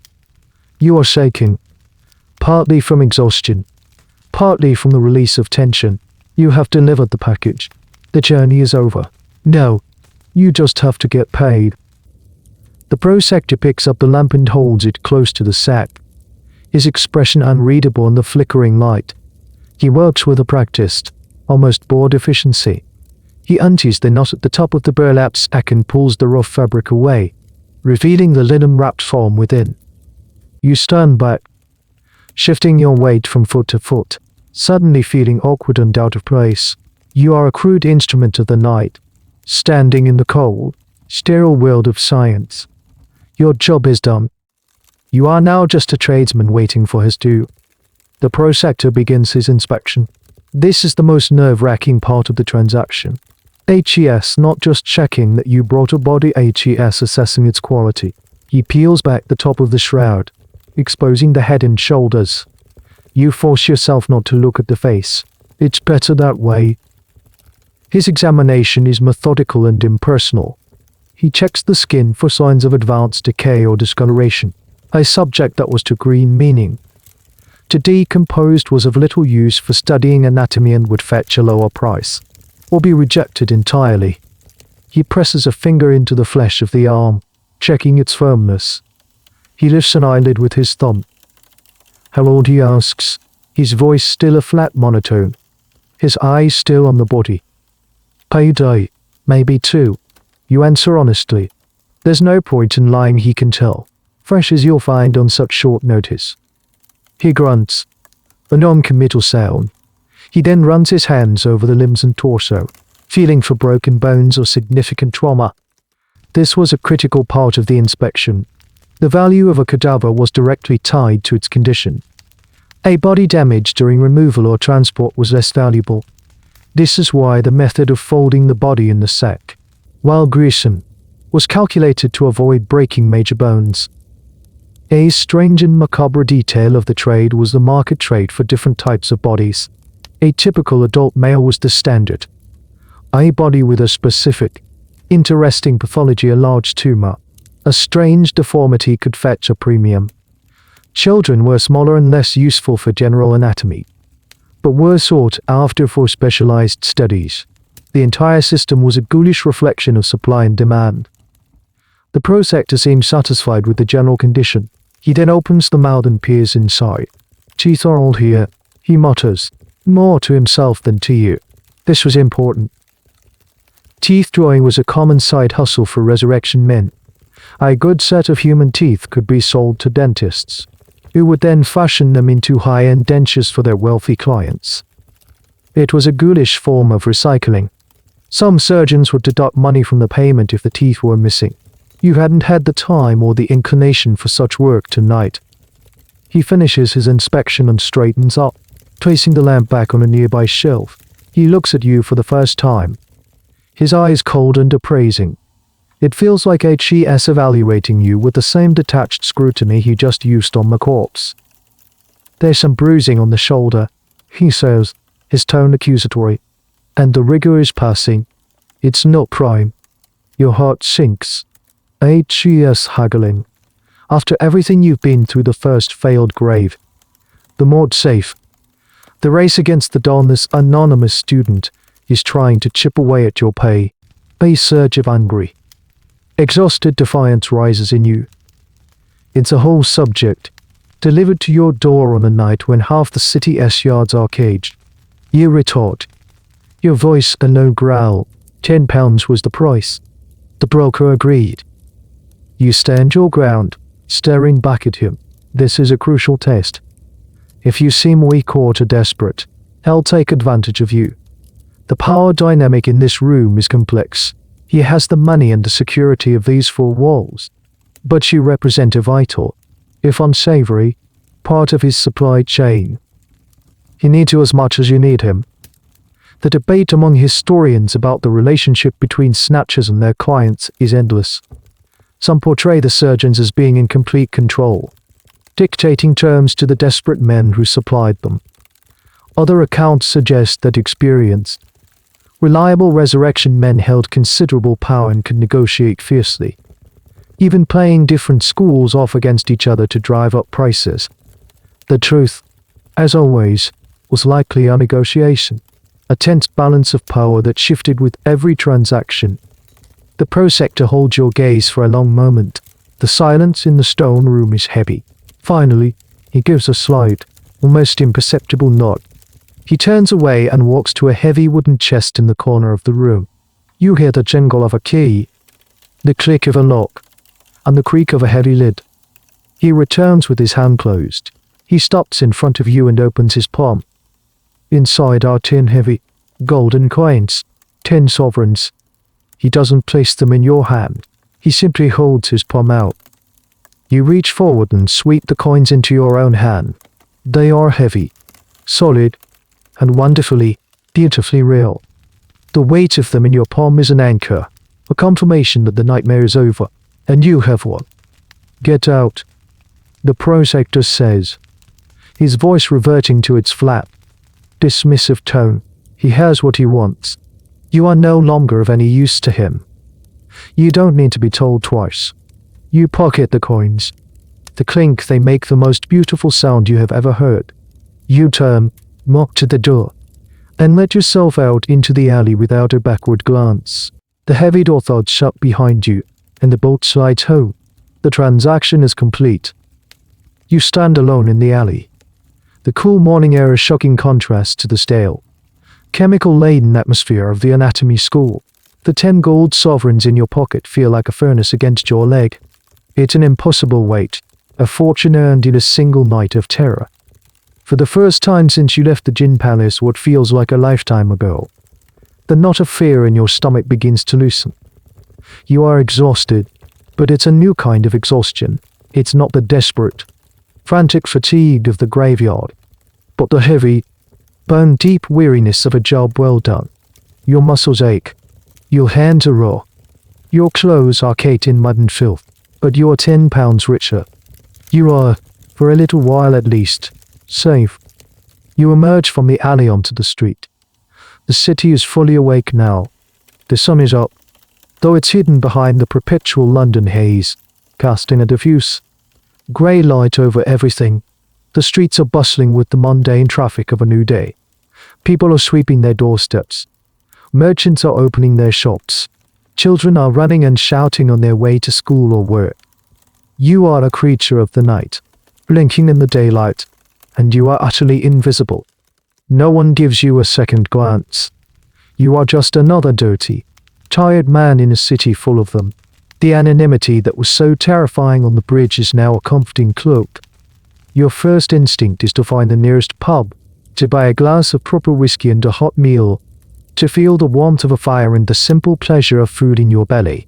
But you resist the urge. Walking into a pub at this hour, dressed as you are, and paying with a gold sovereign would be like setting off a signal flare. It would attract thieves, informers, and every other kind of predator. You can't afford to be careless now, not after everything you've risked. This was a common downfall for inexperienced resurrection men. After the terror of the job, the sudden influx of wealth was intoxicating. Many would go on drunken sprees, flashing their money around, only to be robbed or arrested within days. The truly successful ones, the men who made a career of it, were disciplined. They knew how to manage their money and, more importantly, how to disappear. So your first stop is not a pub, it's the river. You make your way down to one of the public wharves along the Thames.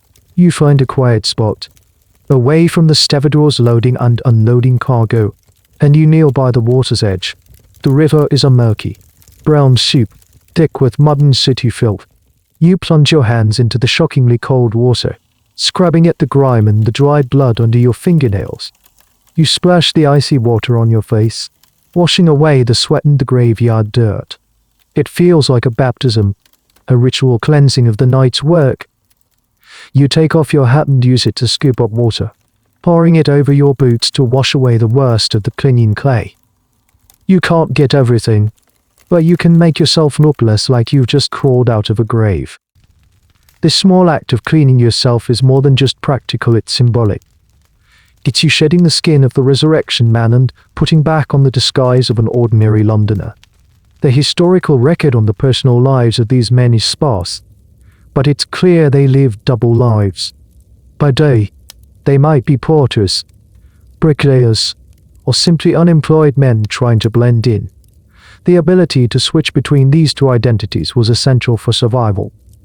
After you've cleaned up as best you can, you find a quiet bench and sit down, watching the river flow by. The sheer, overwhelming relief is so powerful it almost makes you feel weak. You did it. You face down the darkness. The watchman, the mort safe. And you won. You take one of the gold coins out of your pocket. It gleams in the flat morning light.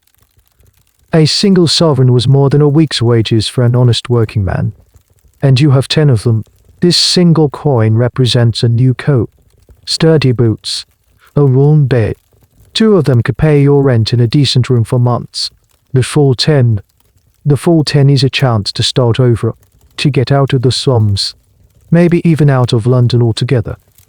It's a ticket to a different life. The question, which hangs in the air as you stare at the coin, is what you will do with it. Will this be your last job? Will you take this fortune and disappear? Find some quiet, honest work in the countryside, or is the lure of the trade too strong? The adrenaline, the danger, the intoxicating thrill of earning a year's wages in a single night. It's a powerful drug. This is a dilemma that historians believe many career criminals of the era faced. The one last job myth is compelling, but the reality was often a cycle of risk and reward that was incredibly difficult to break. For now, you don't have to decide. You just sit there, the coin in your palm, the weight of it a solid promise. The sun is up, the city is alive, and for the first time in a long time, you feel like you are part of it, not just the shadow haunting its edges. The night is over. You have survived. The gold coin in your palm is a heavy, solid fact. It's a stark contrast to the shifting, uncertain world you've just left behind. You sit on that bench by the Thames for a long time, letting the normal sounds of the city wash over you, the cries of gulls, the distant clang of a blacksmith's hammer, the murmur of conversation from passers-by. It's a symphony of the mundane, and it's the most beautiful music you've ever heard. You finally tuck the coin back into your pocket with its 9 brothers. The weight is reassuring. It's time to move. But you don't head for a doss house or a tavern.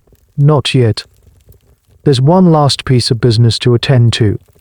It's not about money, but about survival. You have to get rid of the tools. Your shovel, your crowbar, your sacking, they are a liability. They are the evidence that connects you to the crime. A constable finding you with that kit, especially with your clothes still bearing the faint stains of clay.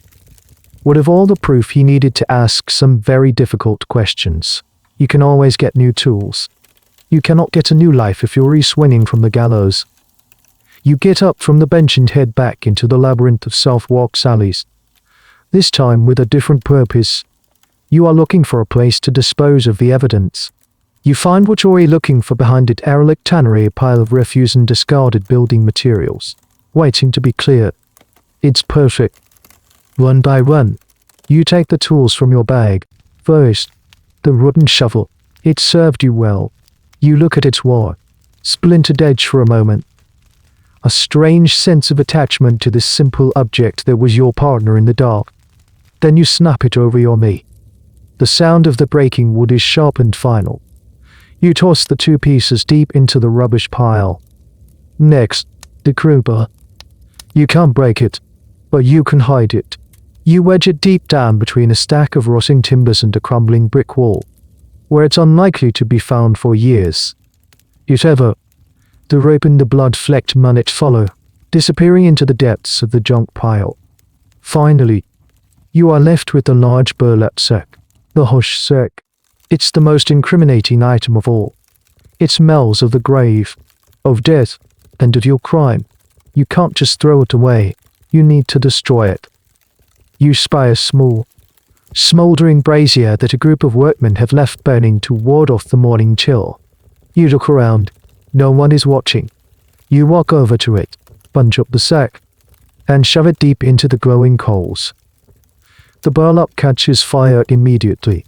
It moulders at first, giving off a thick, acrid smoke, then bursts into a bright orange flame. You watch as the fabric blackens, curls, and turns to ash. You are systematically erasing the night, burning away the physical proof of your journey into the grave. This disposal of tools is a detail often missed in the dramatic retellings of the body snatcher's tale, but it was a crucial part of the process for any career resurrection. The tools were replaceable, freedom was not. Historians who study the material culture of crime note that criminals have always been adept at using and then discarding the instruments of their trade, a tradition that continues to this day. The act of destroying the tools was a way of closing the book on the job, both physically and psychologically. With the sack reduced to a pile of glowing embers, you turn and walk away. You are now just a man in shabby clothes, with nothing to distinguish you from 1,000 other poor souls. The only thing that connects you to the night's work is the weight of the gold in your pocket and the memory branded into your mind. Now you can finally think about your own needs. You are starving. The single glass of gin you had last night feels like a distant memory. Your body craves fuel. You find a small, clean-looking cookshop, not a fancy restaurant, but a simple place that serves hot pies and ale to working men. It's perfect. You walk in, the bell over the door jingling merrily. The place is warm and filled with the glorious smell of hot pastry and roasting meat. You sit at a small wooden table in the corner. A woman with a kind, weary face comes to take your order. Meat pie and a pint of your best. You say, your voice still hoarse. You pay with a single shilling from the advance the broker gave you, not with one of the new gold coins. You must maintain the illusion of being a man who deals in shillings and pence, not sovereigns. It's a small detail, but your life depends on such details. When the food comes, it is the most magnificent feast you have ever seen. A simple, steaming meat pie, a chunk of fresh bread, and a tankard of dark, frothy ale. You eat slowly at first, then with a ravenous hunger, savoring every single bite. The hot food warms you from the inside out, chasing away the last of the graveyard's chill. The ale is rich and strong, and it calms the last of your frayed nerves. As you eat, you feel the transformation completing. The grim, terrified creature of the night is gone, replaced by a man sitting in a warm room, eating a hot meal. You have successfully navigated the treacherous path back to the world of the living. For now, the ghosts are banished. The warmth of the cookshop and the food in your belly have a powerful, soporific effect. Your adrenaline has finally, completely crashed, leaving a profound, bone-deep exhaustion in its wake. Your eyelids feel like they have lead weights attached to them. You finish the last of your ale, the heavy tankard feeling impossibly heavy in your hand.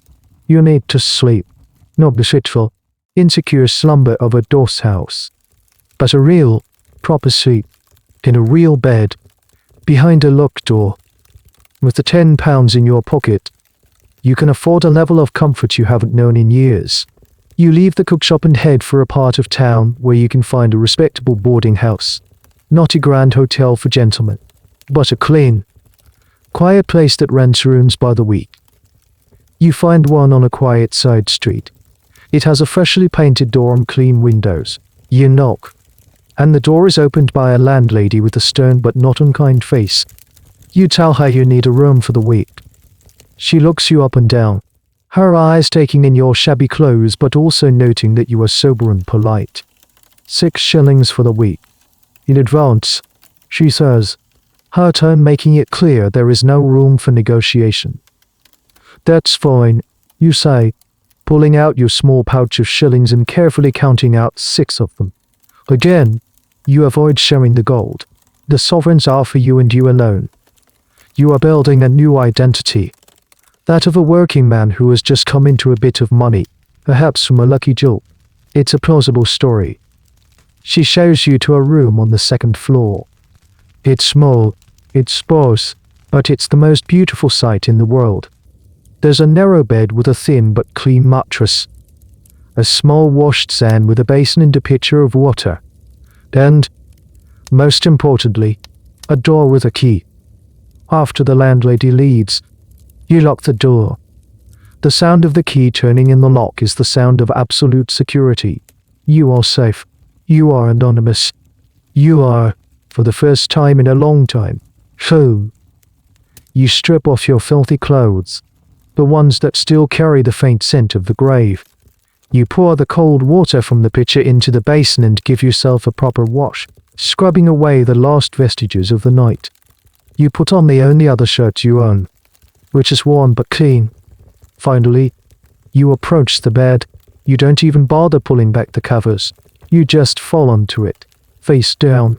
The mattress is lumpy, the pillow thin, but it feels like the most luxurious bed in all of London. Before you surrender to sleep, you perform one last ritual.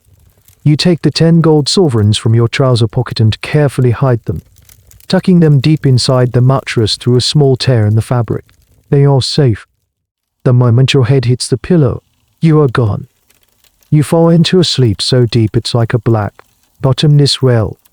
There are no dreams, no nightmares of open graves or fleeing through foggy streets. There is only a profound and total oblivion. Your body, pushed far beyond its limits, is simply shutting down to repair itself. You sleep through the rest of the day. You sleep through the dusk.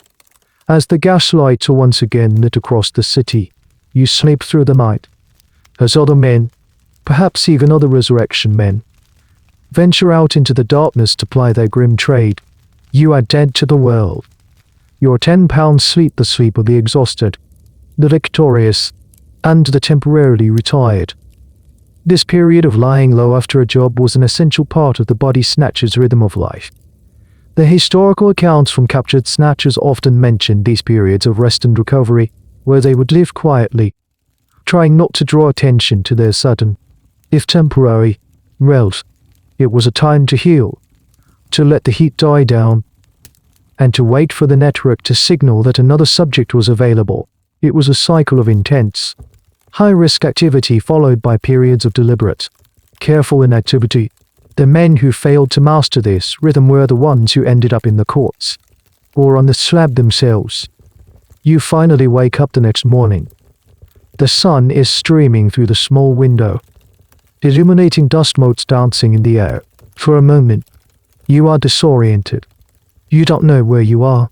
The events of the night before last feel like a fever dream, a story that happened to someone else. Then you remember the gin palace, the graveyard, the morgue safe, the second grave, the chase, the £10. You sit up in bed and reach into the mattress, your fingers close around the small, heavy cluster of coins. They are still there. It was all real. You are rested. You are clean. You are safe. And you are, by the standards of your world, a rich man. The city of London awaits. A city of possibilities and dangers. The question is, what will you do now the gold in your hand is not just money? It's a crossroad. For the next few days, you live a life of quiet, unprecedented luxury.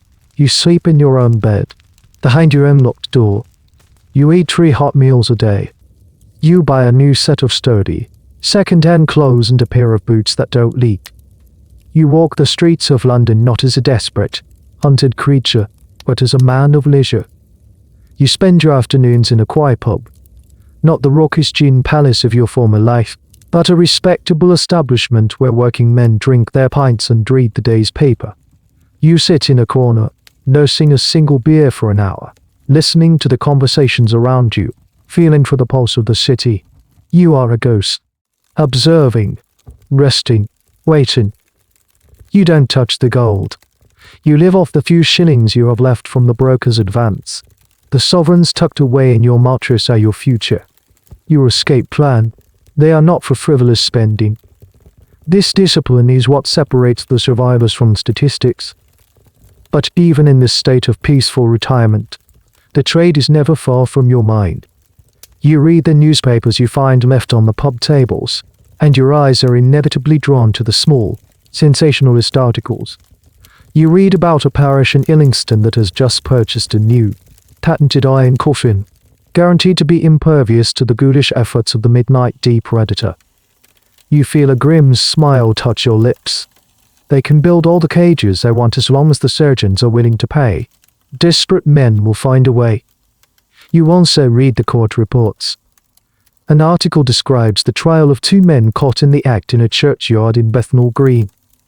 They were amateurs, caught because they used a metal spade and got drunk before the job, making a racket that alerted the watch. They were sentenced to 2 years in prison and public flogging. You shudder, the memory of the sexton's lantern flashing in your mind. That could have been you. The story is a stark reminder of the razor-thin line between a £10 fortune and total ruin. This constant public fascination with body snatching is a well-documented phenomenon of the era. Newspapers, pamphlets, and popular plays were full of lurid tales of the resurrection men.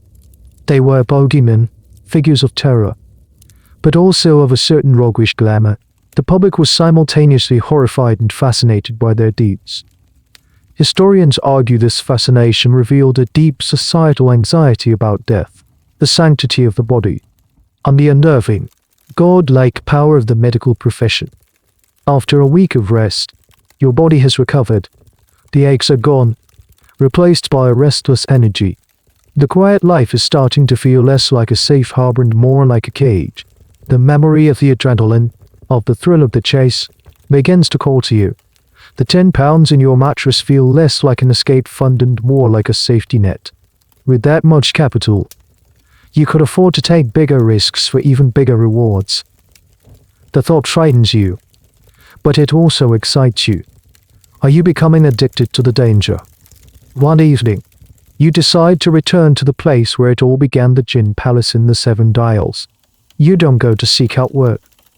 You tell yourself you're just going to have a drink, to see the old life from the perspective of your new one. You push open the door and the same wall of noise and foul air hits you. But this time, it feels different. You are not one of them anymore. You are not a desperate man huddled in a corner, waiting for a lifeline. You are an observer, a tourist in the land of the damned. You buy a drink and find a quiet spot to stand, watching the crowd. You see the faces of exhaustion, of desperation, of men and women trapped in a cycle of poverty and cheap gin. You see a younger man, his face pale with fear and hunger, looking nervously towards the door. And you know exactly who he's waiting for. You see yourself just a few weeks ago. Then, you see him, the broker. He slips into the room just as he did before, his eyes scanning the crowd. He is looking for a new face, a new desperate soul to send into the graveyards. His eyes pass over you. And for a second, they seem to linger. Does he recognize you? He makes his way through the crowd, not towards the young man, but directly towards you. Your heart gives a familiar flutter, a mix of the old fear and a new, strange confidence. He stops in front of you. He has the same smell of damp earth and chemicals. "Evening," he rasps, his voice unchanged. "Thought I might find you here." "Just having a drink." "You lie." Your voice steady. He gives you that same thin-lipped, conspiratorial smile. "The surgeons were pleased," he says, his voice a low whisper. "Good work. Clean. They asked after you." The validation sends a surprising jolt of pride through you. It was a job. You did it well. He leans closer. "There's another matter. A special request. From a very important client at Guy's Hospital. He means a specific condition. Pathological. He's willing to pay double. £20. £20. The number hangs in the air between you, shimmering with a dangerous, irresistible light. £20. That's not just a fortune, it's a new life. It's enough to buy passage on a ship to America, to start completely over, far away from the grime and ghosts of London. You look at the broker's shadowy face. You think of the cold terror of the graveyard, the weight of the sack, the face of the guard on the bridge. Then you think of the 20 gold sovereigns. The £10 in your mattress was your chance to get out. But £20. £20 is a guarantee.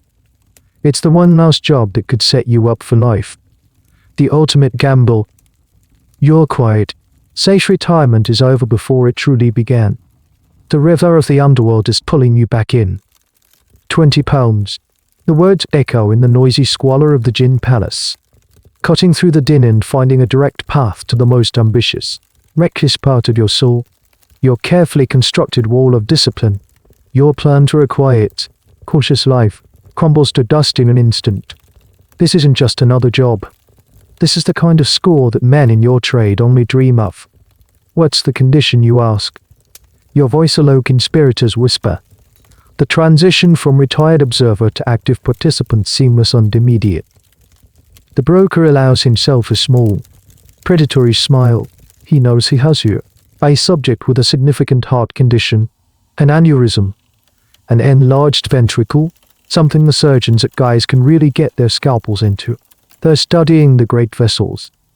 This was the pinnacle of the resurrection trade, not just fetching any body, but sourcing specific medical anomalies for specialized research. This practice is a point of great contention among medical historians. While it undoubtedly advanced surgical knowledge, it also created a grim shopping list for body snatchers, turning them from simple ghouls into highly specialized, morbid headhunters. The surgeons could maintain plausible deniability, claiming they merely purchased what was brought to them. But the specificity of the requests tells a different story. And how am I supposed to know who has a bad heart before they're planted, you ask? The practical difficulty of the request immediately apparent. "You're not," the broker says, his eyes gleaming in the gaslight. "But the bills of mortality are a wonderful thing." HES referring to the weekly published lists of deaths in London, which often included a cause of death, however inaccurately diagnosed. There was a gentleman, a merchant, died yesterday of what they called an apoplexy, buried this afternoon in a private plot, not a parish yard, a place in Kensington. A private plot in Kensington. Every word raises the stakes. Kensington is a wealthy district, a world away from the paupers' grades of Street Giles. A private family plot means high walls, probably a locked gate, maybe even a dedicated watchman.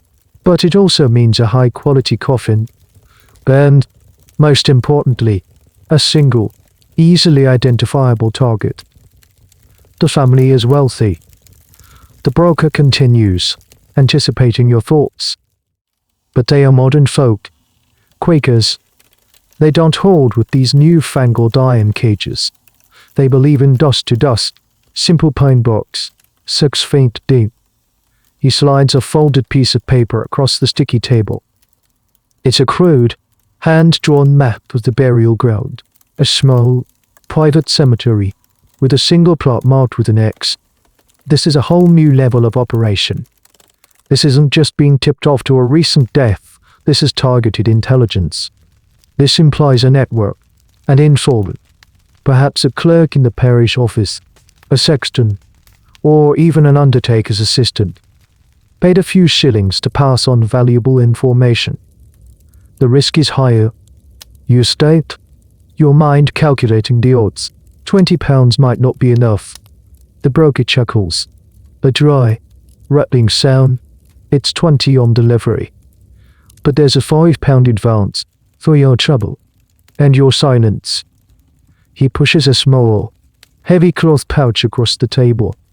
You can hear the muffled clink of coins inside. £5 as an advance. That's half of what your entire last job was worth. The sheer amount of money is dizzying. It's a clear signal of how important this is to the surgeons at Guy's. You look from the pouch of money to the broker's face, then back again. Your quiet life, your plans for a slow, cautious future seem like a naive dream. This is your reality. This is the world you are good at. The fear is there, a cold familiar friend in the pit of your stomach, but it's overshadowed by a heady mix of greed and pride. They didn't just go to any Resurrectionist for this. They came to you. You are the man for the difficult job. You pick up the pouch. It's heavy. You don't need to count it. You give the broker a single, sharp nod. The deal is sealed. Tonight, the broker says. It has to be tonight. The sooner the better for their purposes. He drains his glass, stands up, and melts back into the crowd, leaving you alone with the map, the pouch, and the immense weight of your new contract. You are no longer just a common grave robber. You are a specialist, a contractor undertaking a high-risk, high-reward mission. You leave the gym palace, the £5 advance is solid, reassuring weight in your pocket. You don't go back to your room. There's no time. You have to prepare. A job in Kensington requires a different level of planning and a better class of tool than a smash and grab in a pauper's yard. Your first stop is a pawnbroker's shop, where you purchase a new, sturdy metal spade. Noise is less of a concern in a private, isolated plot and a small, powerful steel saw. You'll need it for the roots of old-growth trees, and maybe for the coffin itself. You then find a quiet alley. Change into your old, dark wear clothes, which you had bundled away, and prepare yourself for another descent into the night. The city awaits, but tonight, you are not just a scavenger. You are a hunter. Kensington is another country. As you make your way west, the character of the city transforms completely. The narrow, grimy streets of Southwark and the chaotic squalor of the Seven Dials give way to wide, clean-swept avenues. The crowded, leaning tenements are replaced by grand, stately houses of pale stone, set back from the road behind iron fences and manicured gardens. The air itself feels different, cleaner, lighter, free of the industrial smog and the stench of poverty. Here, the gas lights are brighter and more frequent, casting a clean, unwavering light that banishes the deep shadows you rely on. There are more people on the streets. Even at this late hour, gentlemen and their ladies returning from the theatre in handsome carriages, their laughter echoing in the crisp night air. Private security guards stand watch outside the most opulent homes. You feel like an intruder, a contamination in this pristine world. Your shabby work clothes, which made you invisible in the slums, make you dangerously conspicuous here. Every footstep you take on these clean pavements seems to sound an alarm. You pull your hat low and stick to the shadows of the high garden walls, a rat scurrying at the edges of paradise. Your destination is a small, private burial ground, not a public churchyard. These were exclusive cemeteries, often owned by a particular nonconformist sect like the Quakers, or simply by a consortium of wealthy families who wanted a more serene and secure final resting place for their kin. They were notoriously difficult targets. According to the broker's map, The cemetery is tucked away at the end of a quiet residential lane, surrounded by high stone walls. You find the lane and slip into it. It's deathly quiet here. The silence broken only by the rustle of leaves in the immaculate gardens. You reach the end of the lane and see it a stone wall, at least 10 feet high, topped with shards of broken glass embedded in cement, a common and viciously effective deterrent. The main gate is a massive oaken iron affair, undoubtedly locked and bolted from the inside. You retreat into the shadows of a large chestnut tree across the lane and study your target. Getting over that wall will be a serious challenge. The glass is a major problem. But, as you scan the perimeter, your eyes catch on a detail the broker failed to mention, but which your professional experience immediately identifies as a critical weakness. A large, ancient yew tree grows inside the cemetery, right up against the wall. One of its thick, heavy branches extends out over the lane, reaching almost to where you are standing. It's the same vulnerability you exploited at Street Giles, but on a grander scale. It's a natural ladder, provided by the graveyard itself. This reliance on trees as a point of entry is a recurring theme in the anecdotal history of body snatching. It's a small detail that speaks volumes about the practical, opportunistic nature of the trade. While families spent fortunes on iron gates and wrought safes, they often overlooked the simple, natural vulnerabilities of their fortifications. You wait, listening, Restful half out. No watchman's patrol, no distant footsteps. The houses on the lane are dark and silent. The risk is immense, but the sight seems quiet. It's time. You sling your new, high-quality tools over your back. You take a running start and leap, catching the lowest limb of the overhanging branch. It's higher than the one at Street Giles, and the climb is more difficult. You pull yourself up, your muscles straining, your boots scraping against the rough bark. You inch your way out along the branch, moving out over the lane and then back in over the top of the wall. The shards of glass glitter menacingly just a few feet below you. One slip and you would be impaled. You swing your body over and drop down into the cemetery, landing with a soft thud on a bed of damp ivy. You are in.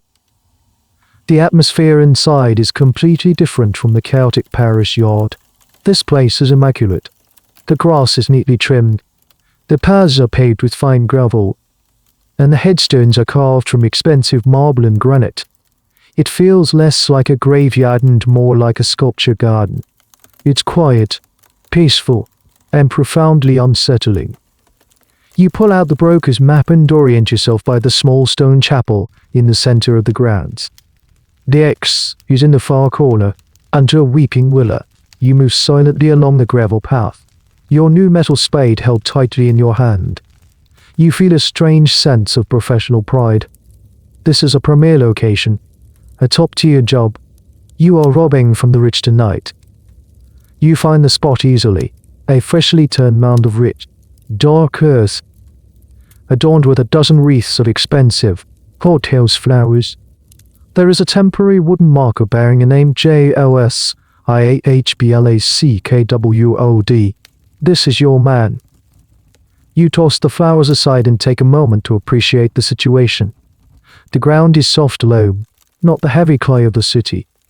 The plot is isolated, far from the gate. There appears to be no watchman. The broker was right.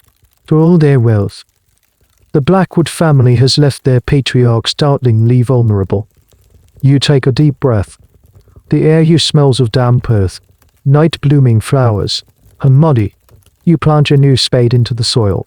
It slides in with a soft, satisfying sigh. The work begins. The digging is almost a pleasure compared to the back-breaking labor at Street Giles. The soil is soft and loamy, free of the rocks and dense clay you're used to. Your new, sharp metal spade slices through it with an easy, efficient grace. You work quickly and quietly, laying the dirt out on a large canvas sheet to protect the pristine grass. The silence here is different, too. It's not the menacing, watchful silence of a city slum, but a deep, peaceful quiet that feels ancient and undisturbed.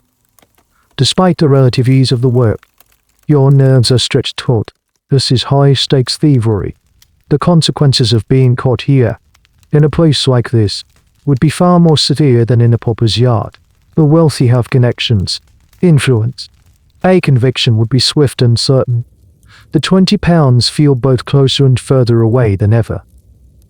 You're about 4 feet down when your shovel hits something. Not the coffin.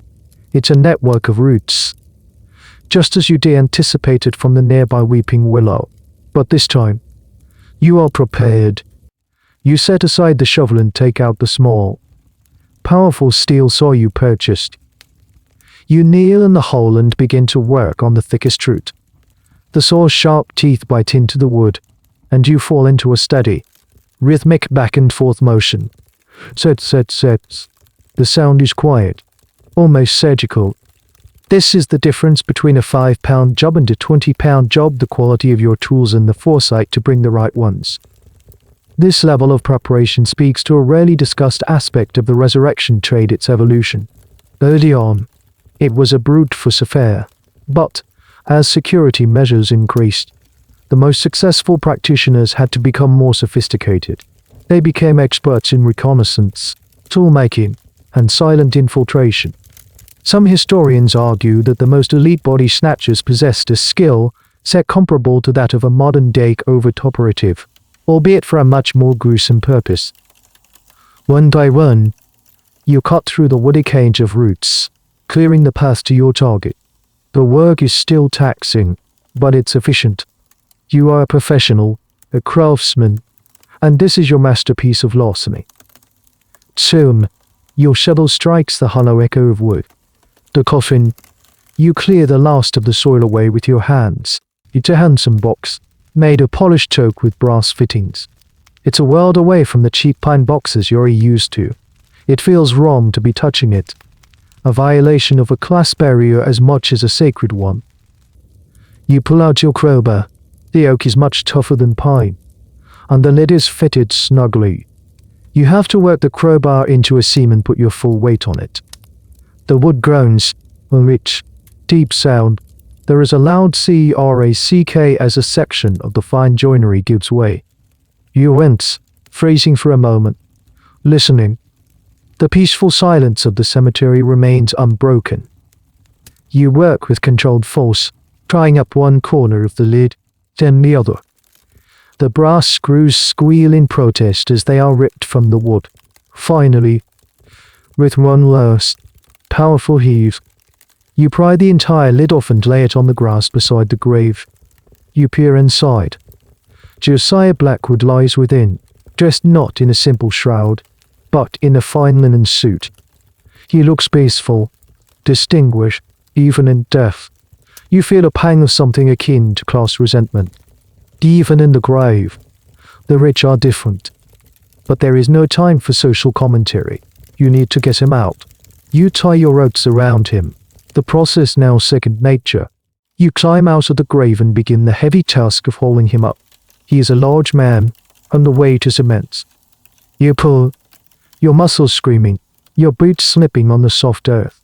Slowly, the body of Josiah Blackwood is lifted from his expensive coffin and laid upon the manicured lawn of his final resting place. You have the package, and it has been, all things considered, a remarkably smooth operation. Too smooth. A prickle of unease runs down your spine. In your experience, a job that goes this easily often has a nasty surprise waiting at the end. You quickly begin the process of refiling the grave. You work with a focused intensity, trying to make the site look as undisturbed as possible. You replace the soil, pat it down, and even carefully rearrange the expensive floral wreaths on top. To a casual observer in the morning, it might look untouched. You roll the body into your large sack, folding it with the now familiar technique. As you hoist the heavy sack over your shoulder, you hear it. A low growl. It's not a human sound. It's deep, guttural, and it's coming from the darkness near the cemetery gate. You freeze, your blood turning to ice. You slowly turn your head towards the sound. 2 points of light are glowing in the darkness. Eyes. And as the shape pads silently out from behind a large mausoleum, you realize what you're facing. It's a dog. A massive one. A mastiff. Its powerful muscles bunched and ready to spring. And it is standing between you and your only way out. The mastiff is a creature of pure nightmare. A solid black shadow detached from the deeper shadows of the cemetery. Its growl is a low, continuous rumble that you feel in your chest. Its eyes, reflecting the faint starlight, are fixed on you with a cold, predatory intelligence. This is no stray. This is a guard dog, a very, very effective one. Of all the deterrents devised to stop you high walls, iron cages, human watchman, this is the one you fear the most. A man can be bribed, sold, or avoided. A dog operates on pure, unwavering instinct. It cannot be reasoned with. This use of cemetery dogs was another facet of the arms race against the resurrection men. Large, aggressive dogs were trained to patrol graveyards at night. Their keen senses could detect an intruder long before a human guard could, and their ferocious nature was often enough to scare away all but the most desperate or foolish of snatchers. They were grim. Apocryphal tales whispered in taverns of men being torn apart by these canine guardians. How much is truth and how much is folklore is, as always, a matter for debate among historians. But looking at the animal in front of you, you're inclined to believe every word. You stand frozen. The immense weight of the sack on your shoulder, the only thing keeping you grounded. Your mind races, cycling through impossible options. You can't outrun it, not with this load, even without it. A mastiff is faster than a man over a short distance. You can't fight it. It's a trained killer. Your shovel and crowbar are pure weapons against its speed and teeth. A fight would mean noise, and it would mean you getting mauled, even if you somehow won. You are trapped.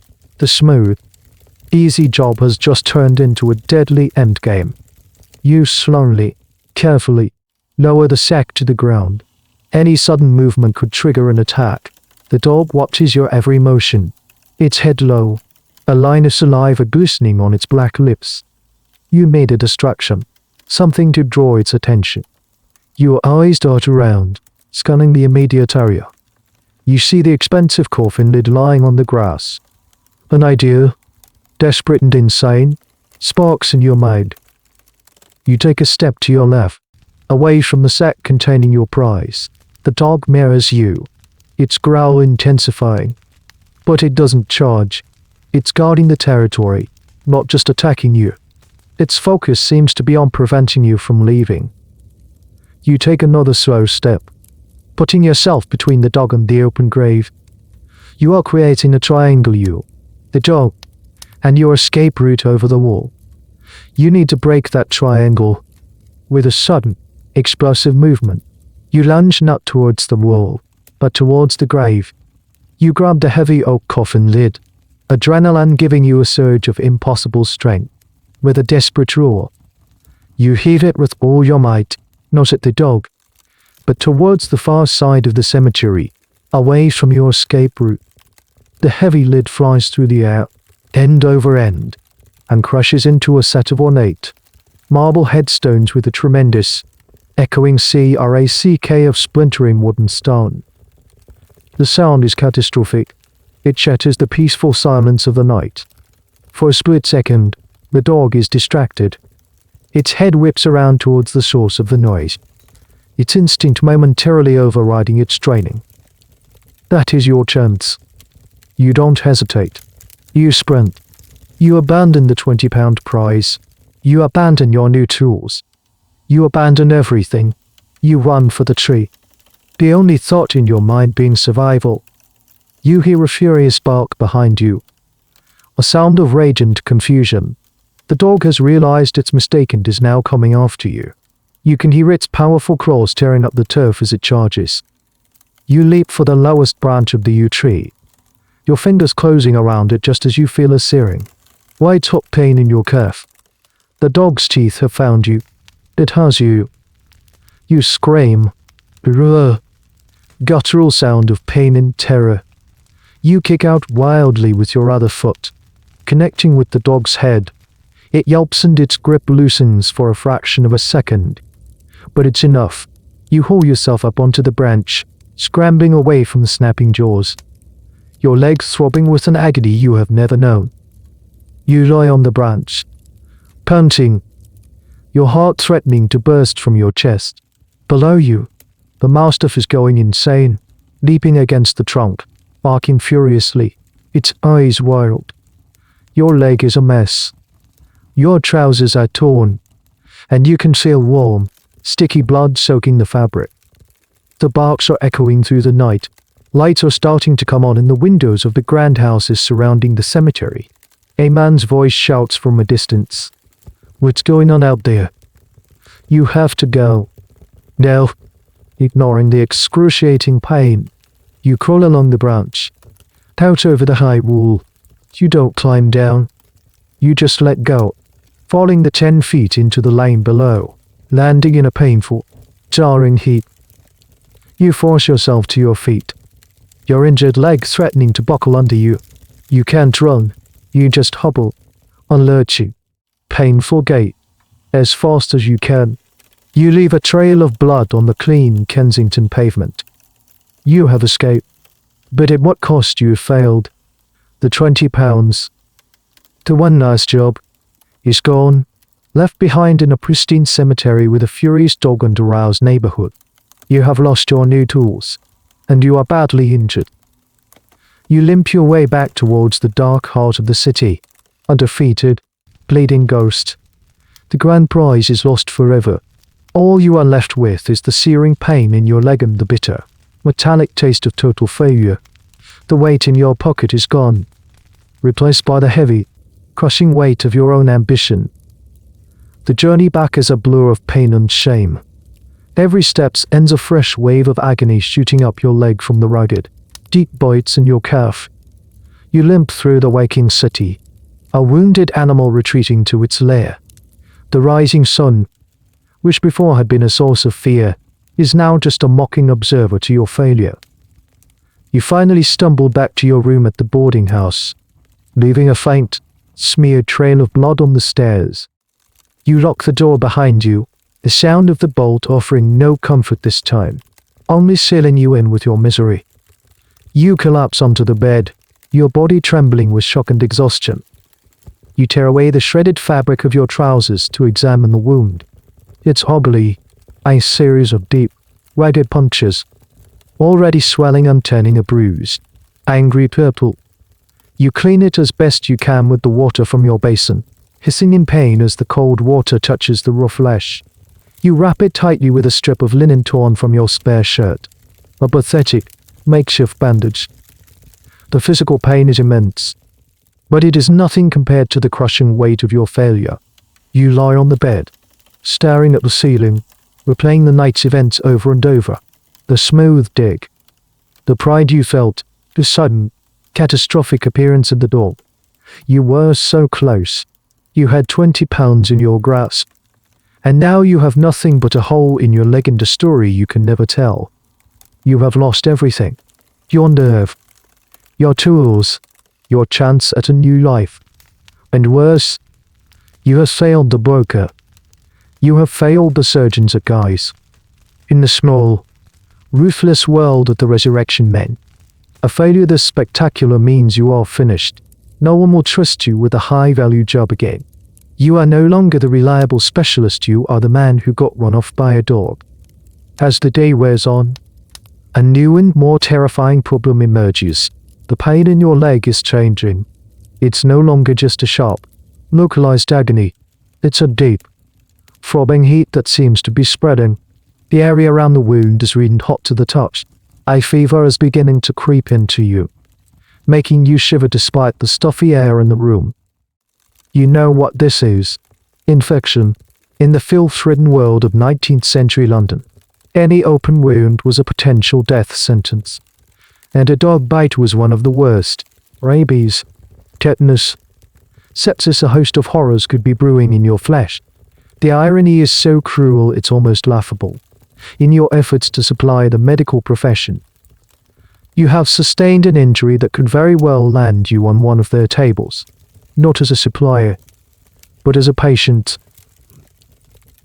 The next few days are a feverish hell. You drift in and out of consciousness, trapped in your small room. The landlady knocks on your door, her voice sharp, asking about the rent for the new week.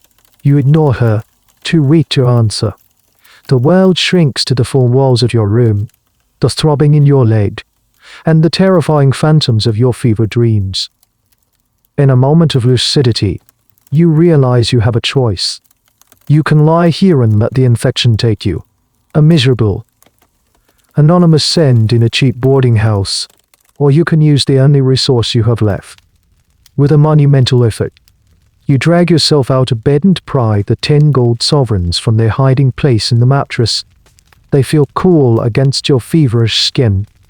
This was supposed to be your escape fund, your ticket to a new life. No, it is your life fund. It is the price of your survival. You stumble out of the boarding house, leaning heavily on a stick you fashioned from a broken chair. You use one of the sovereigns to hire a cab, an unheard of luxury, and give the driver the address of a surgeon.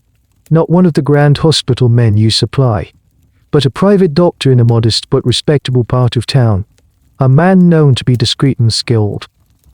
You are now on the other side of the transaction. You are the desperate person seeking the help of a surgeon, and your gold is what grants you access. The historical irony is not lost on you, even in your fevered state. You, the resurrection man, are now paying a doctor with the proceeds of your grim trade, hoping he can save you from the consequences of that very trade. The cycle is vicious and complete. You arrive at the surgeon's office and pay for a consultation. The surgeon is an older man with sharp, intelligent eyes. He examines your leg, his expression grim. "This is badly infected," he says, his voice calm and professional. "If we don't act, you'll lose the leg, or your life." He tells you the cost of the treatment, the lancing, the cleaning, the expensive medicines like quinine. It will cost you almost everything you have left. The £10 you earned through a night of terror will be spent in an afternoon to save you from another. You look at the gold coins in your hand, the last remnants of your great ambition. They are no longer a symbol of a future fortune, but the price of a simple, humble present. The price of being able to walk away. You nod your head. "Do it," you say, your voice a hoarse whisper. The surgeon takes the coins, and you surrender yourself to his care, a poacher turned patient, a ghost of the night force blinking into the harsh, unforgiving light of day. Your career as a resurrection man is over, ended not with a hangman's noose or a rival's blade, but with the bite of a dog and the grim, quiet finality of a surgeon's bill. And so, the fever breaks. The days and nights of pain slowly, gently, recede into a hazy memory. Like a half-forgotten dream, you lie there, in the quiet dimness of the room, the world outside just a muffled hum.